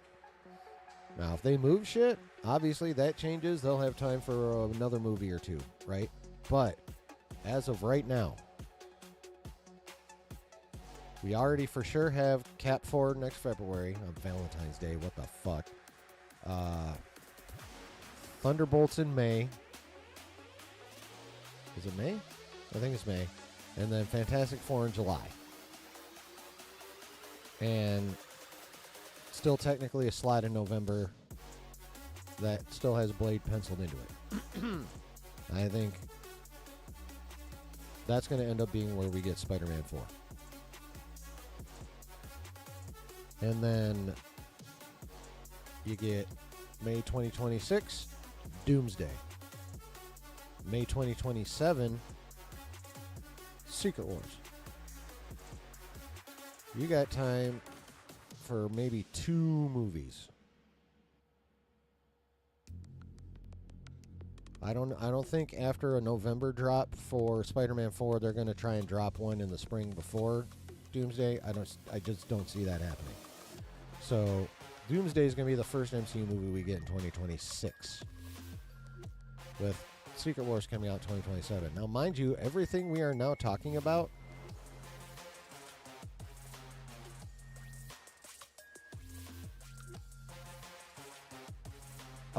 other than the Fantastic Four right now, none of that's in, like, it's all in like the early stages of pre-production. Like, there ain't no scripts. Like, McFeely still has to write the scripts for 5 and 6. I don't know if they still need a director for Spider-Man. I've seen that allegedly where Sony's going to announce that next month, which technically next month starts tomorrow. So we should hear who the director is for Spider-Man 4 is pretty soon, which, again, if I'm right and that bitch has got to be out next November, they need to get fucking going. So, I mean, could they stick 2 movies between Doomsday and Secret Wars? Yep. One of them has to be Doc Strange 3, though. I'm pretty sure that the rumors, it's long been rumored that that's Doc Strange 3 is going to be Time Runs Out, and Time Runs Out is what leads directly into Secret Wars. So I'm pretty sure we're definitely getting Doc Strange 3.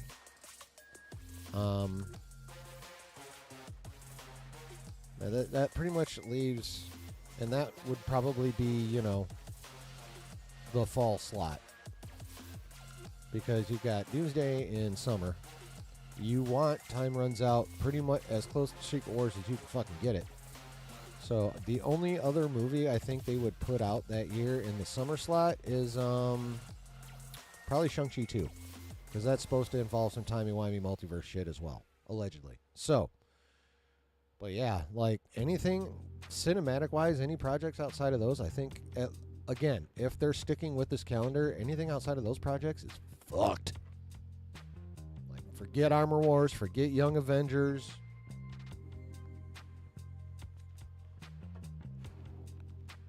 Like, they're on an express train to the end of the multiverse saga, which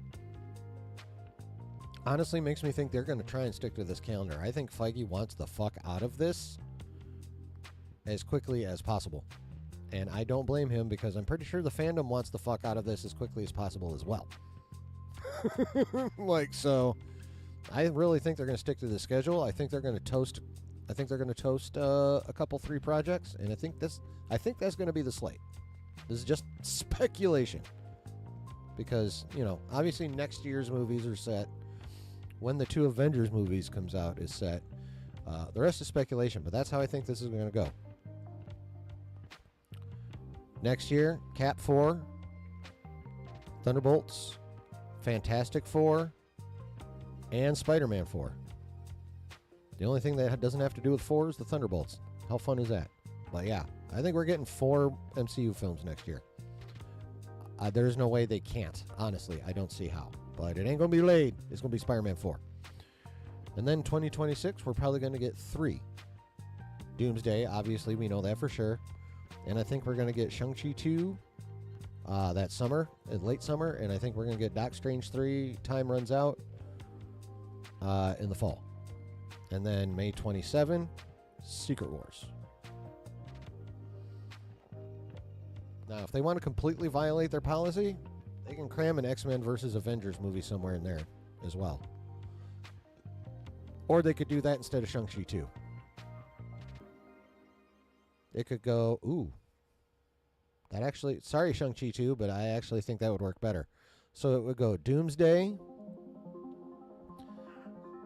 Time Runs Out, Avengers versus X-Men, then Secret Wars. Because if they stick to the general outline of the Hickman Secret Wars, Avengers versus X-Men, the final battle between 616 and in the comics, the Ultimates universe, was what happened right before Secret Wars, because those were the last 2 universes in existence. And then Time Runs Out led up to that. So yeah, okay. So yeah, that's... And AVX, I think, would be a better decision to make than Shang-Chi 2. Okay, so... to reiterate, and then I will catch up with chat. Here's the slate, both confirmed and Chillin's speculation combined. For sure, next year. Cap 4 February. Thunderbolts May. Fantastic Four July. Those are confirmed. And now I also speculate the spot that currently has Blade penciled in November will become the spot for Spider-Man 4. So. And then we know, confirmed, May 2026, Avengers Doomsday. From there, I think we might get an August or September release of Doctor Strange 3 Time Runs Out. And then I think we might get a fall release of Avengers vs. X-Men. And then the May 2027 release of Secret Wars.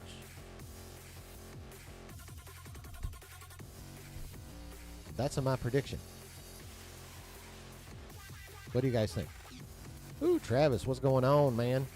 How's it going? He says, so pumped for RDJ to come back. Hell yeah.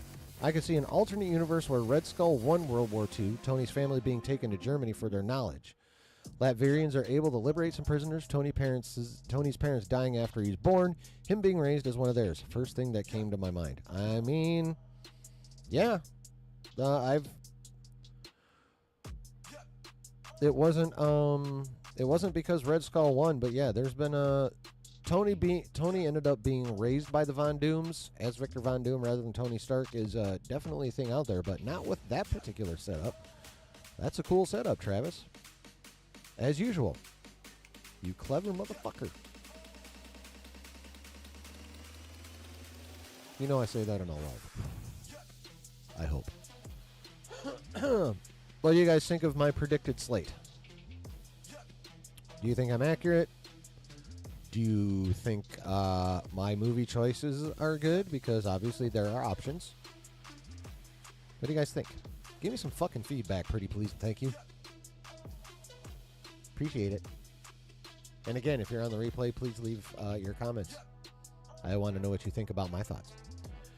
Travis says, the idea that this Doom came from an MCU that lost when it began, resulting in a cynical Tony Stark, would be fascinating. Oh, yeah. Definitely. I do agree with that.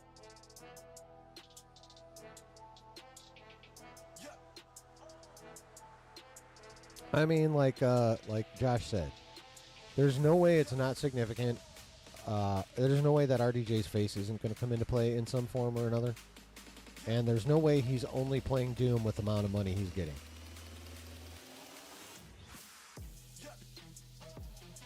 It probably won't be in Doomsday, but I bet in Secret Wars we end up with him being some kind of version of Tony Stark. And let's not forget, RDJ wants this. He wanted the Russo brothers to do it with, but he wanted to play Doom. You think he's just doing this on a lark? And he said himself, he loved different mask, same task. What can I say? I love to play complicated characters. So, and I'm pretty sure McFeely and the Russos are going to give him what the fuck he wants, which is a nice, awesomely complicated Doom for him to play. Now, what those complications are going to be? Is he still technically a Stark but thinks he's a Doom? Is it a mind swap thing? Is he actually just regular old Victor Von Doom? Although it's Alex Perez has put out there that he's actually not from the Fantastic Four universe, which to me makes zero sense.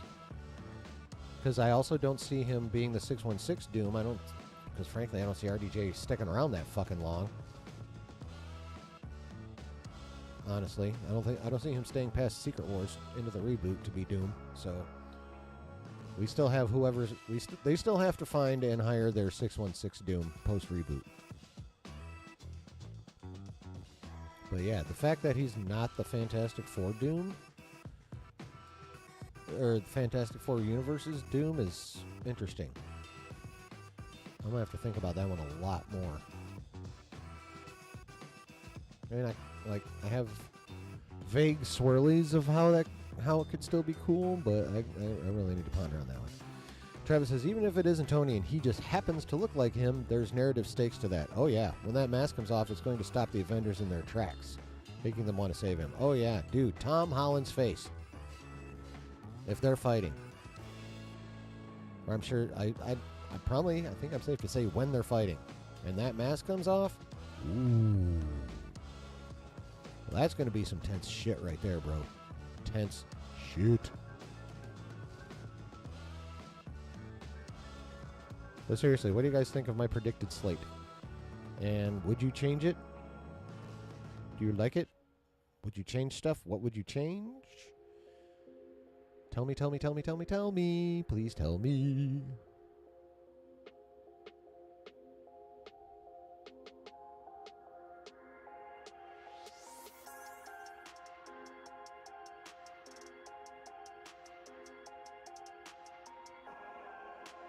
I'll start singing.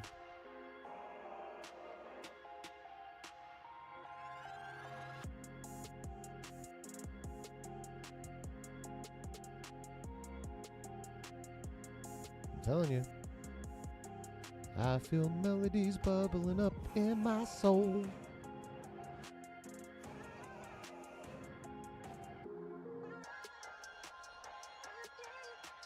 Bouncing around my body, making me whole.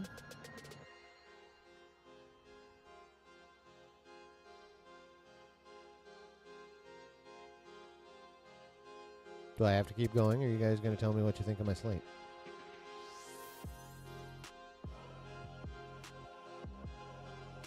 Bueller.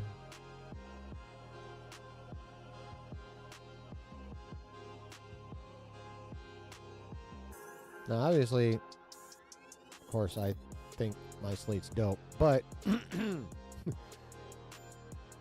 it's definitely, the situation is in no way going to be static. This is going to be a very fluid situation going forward, I am quite sure. What's going to be very interesting is to see how they handle Mahershala Ali. Repeat the slate. I was late. Okay. I don't mind. So, this is a combination of shit that's been confirmed and my speculation. So, next year, because we don't get any more MCU movies this year, we get in February confirmed Cap 4, in May Thunderbolts, and in July Fantastic Four. Now, currently, they still have a spot in November where they have Blade penciled in, But I think they're going to erase that and grab a pen and write in Spider-Man 4 at that point. So we're going to get 4 movies next year. Cat 4, Thunderbolts, Fantastic Four, Spider-Man 4. We're going to get a lot of 4s.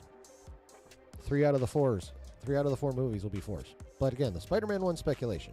I mean, I don't see how the fuck they're going to have Blade ready to go by then, because it still doesn't have a script.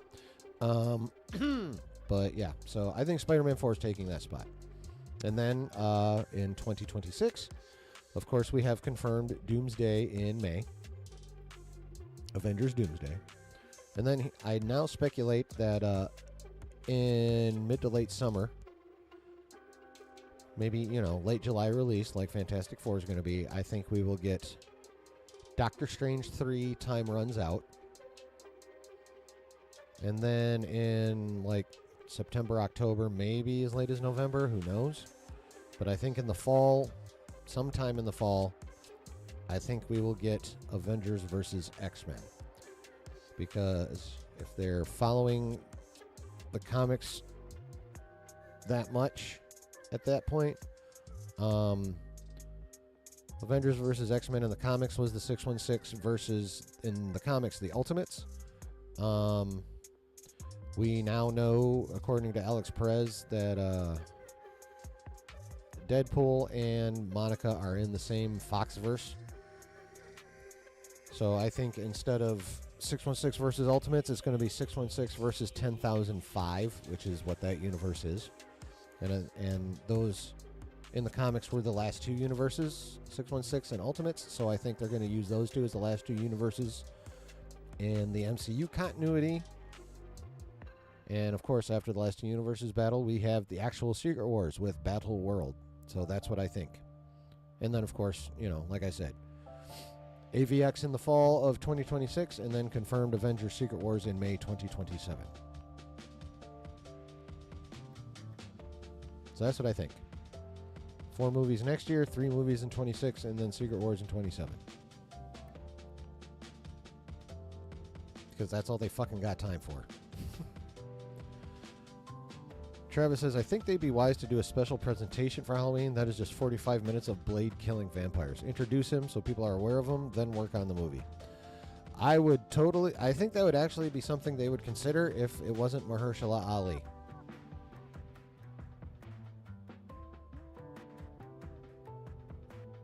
Like, it's already been 5 years, and then you're going to fuck around with an Oscar winner and say, by the way, your movie's now a special presentation.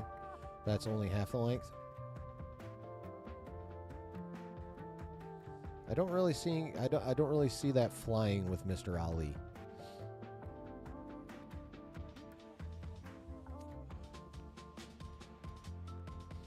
I see that going over like a fart in an elevator.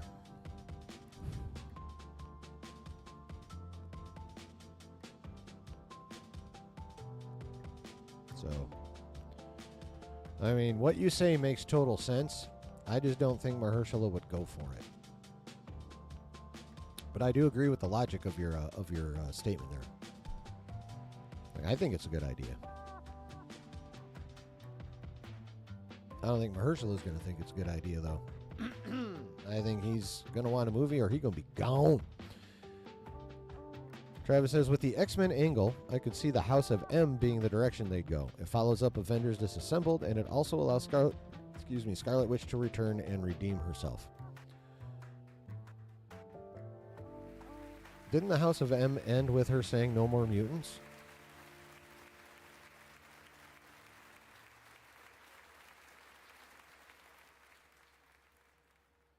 Or am I wrong? But I thought that's how House of M ended.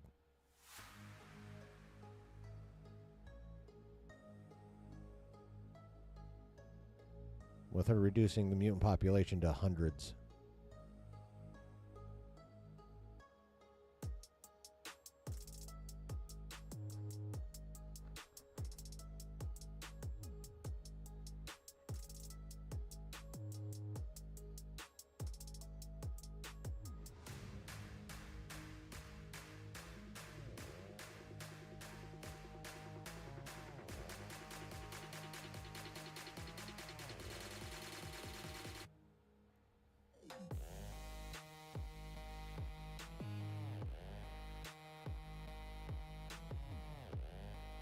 Oh, someone help me out on that one.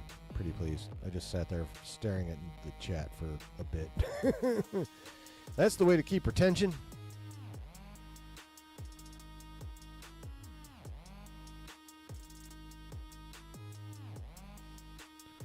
You out, Griff? All right, man. Have a good night. Thanks for popping in, buddy.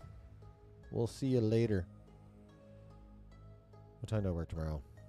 1? Yeah, probably see you in Josh's first Thursday stream of the new month after hitting his goal tomorrow. Yeah. Travis says the idea that it ends with Wanda realizing that people like her are the problem, being the inciting incident, would be interesting. Oh. Yeah. And I would say they are literally just bringing the mutants in, and then you're just going to go ahead and reduce the population of them. But honestly, that does make a kind of sense. Because obviously that'll set up massive fucking stakes for them to play with as well. So, yeah, that guy, yeah. They could go the House of M route for sure. I can see that.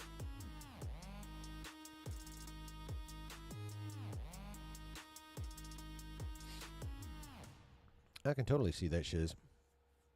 Might not be a half bad idea, actually. That's like phase 7. We still gotta get through fucking phase 6 first. I mean, I'm very much looking forward to seeing how they handle the new rebooted 616 that now has all the characters available to play with.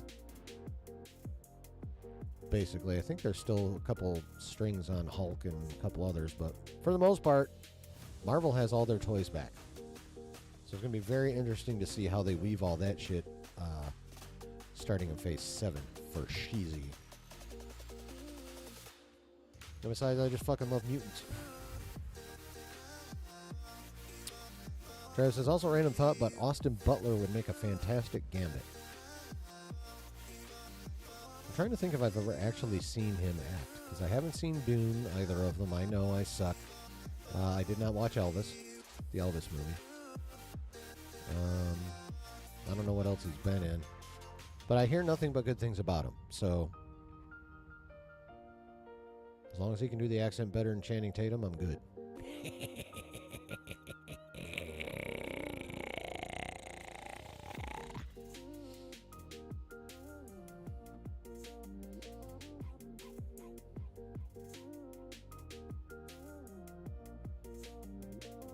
All right.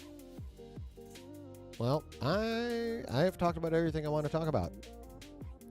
Do you have anything you would like to discuss further, chat? Anything we've already talked about? Something new? Because if not, I'm dip 'em. I am dipping. Channing Tatum looked like he didn't have a neck. Haha, yeah, kind of.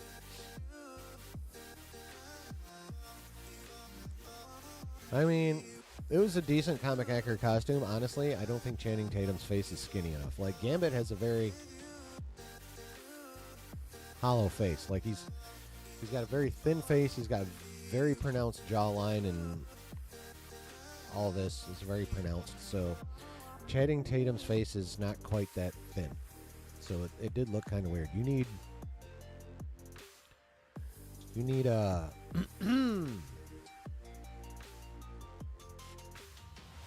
You need someone with, like, you know, less flesh in the cheeks, I guess.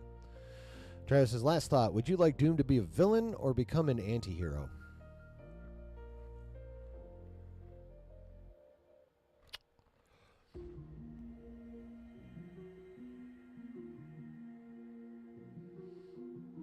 I want him to be technically an anti-hero, but generally seen as a villain, because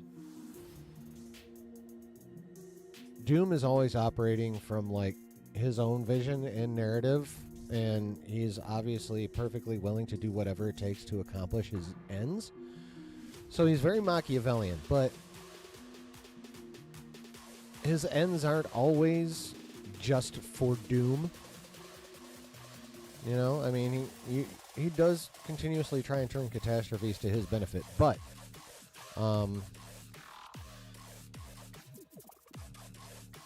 Like, for example, the way Hickman handled him in Time Runs Out and the lead up to Secret Wars and Secret Wars. Doom knew about the multiverse dying. And he had full intentions to go fix it. Ending up running everything at the end of it, of course, because he's fucking Doom. But, he was trying to save the multiverse, but the shit he was doing, you would definitely consider to be villainous. But I think if they basically make him Machiavellian as his main motivation, and just adjust the goal back and forth between pure villain and, slightly anti-heroish, I think that'd be dope, honestly. I think a perfect way to end the MCU is everyone sacrificing something to save this Tony like their Tony did for them.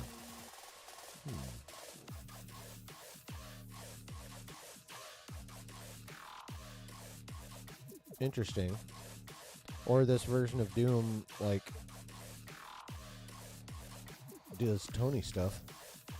Because, I don't see RDJ being the 616 Doom after the reboot. Like, they're going to need a new one.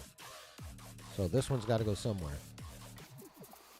So maybe RDJ be sacrificing himself twice. Trev says, I think of a recent F4 run where they meet an alternate Doom. The last thing he says to Reed as he leaves being, just don't give up on me. So that'll always be my mindset with this. I mean, yeah. Downey wants to play Doom because Doom's fucking complicated, and that's a perfect example. That moment you just gave us is a perfect example of how extraordinarily layered and complicated Victor Von Doom actually is. For sure. Well done, sir. All right. I am getting the fuck out of cheer. I hope you guys had a good time. I did. Again, whether you're here live or on the replay, pretty please hit the like button on your way out if you did not hit it the way in. And if you are not yet subscribed to this here channel, please hit the subscribe button and the notification bell so you know anytime I'm live streaming or when I do drop the occasional video. Like, I just dropped an actual video for the first time in 3 months the other day. So I really need to get back on that. I've just been live streaming.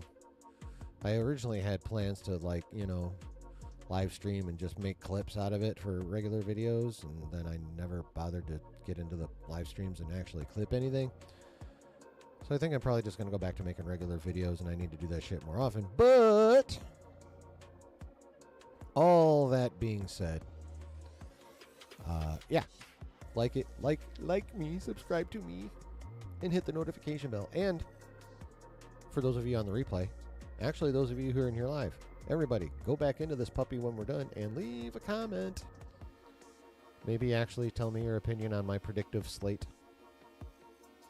Your thoughts on Deadpool Wolverine, RDJ Doom, all the fun stuff, or anything else. You can talk to me about whatever the fuck you want, but get in them comments. Share your thoughts. Share these videos. Make little clips yourselves and share those out. I'm trying to get to 300 subs by the end of the year, and obviously I can continue to try and improve on this side of the camera, but I do need your guys' help. So, share stuff on your socials, pretty please. If you're following me on the TwitX, repost my shit. All that kind of fun stuff. I want us to have as big a community as we have, and just all of us have good nerdy fun around here. That's all I want. I want a big, fun, nerdy community. I'm pretty sure that's what most nerds want too, is just a big, fun, nerdy community.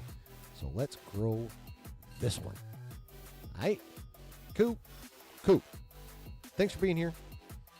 I had a shit ton of fun. Brooks says, honestly, just happy Doom is coming to the big screen. Hopefully they pull this off. Yes. Yes, I agree with that wholeheartedly. So yeah, hope you guys had fun. I had fun. I am ever so grateful to you guys for coming and hanging out. I appreciate you so much. And we will see you on Saturday night. Hopefully there'll be some fun developments the rest of the week.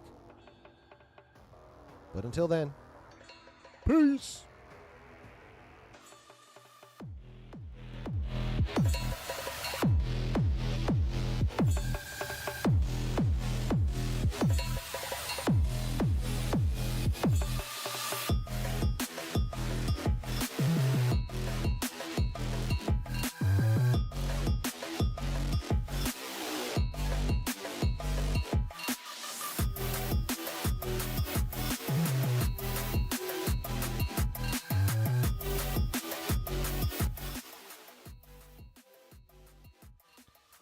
Brooke says, I don't want another King-like situation where our hopes are crushed. Oh, I know. Well, like I said, we got the Russos, we got McFeely, we got Feige, and we got Robert Downey Jr. I am quite certain that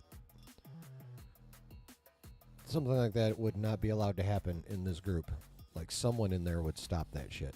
So, also says, was a fun one? Yeah. Have a good night. Gonna chill for the rest of the evening. Yeah, me too. Except you have 3 hours more evening than I do. But, yep. So, again, much love. Many thanks, people. I so appreciate you hanging out with me as often as you do. And have a good rest of your week. Be safe out there. And we'll see you.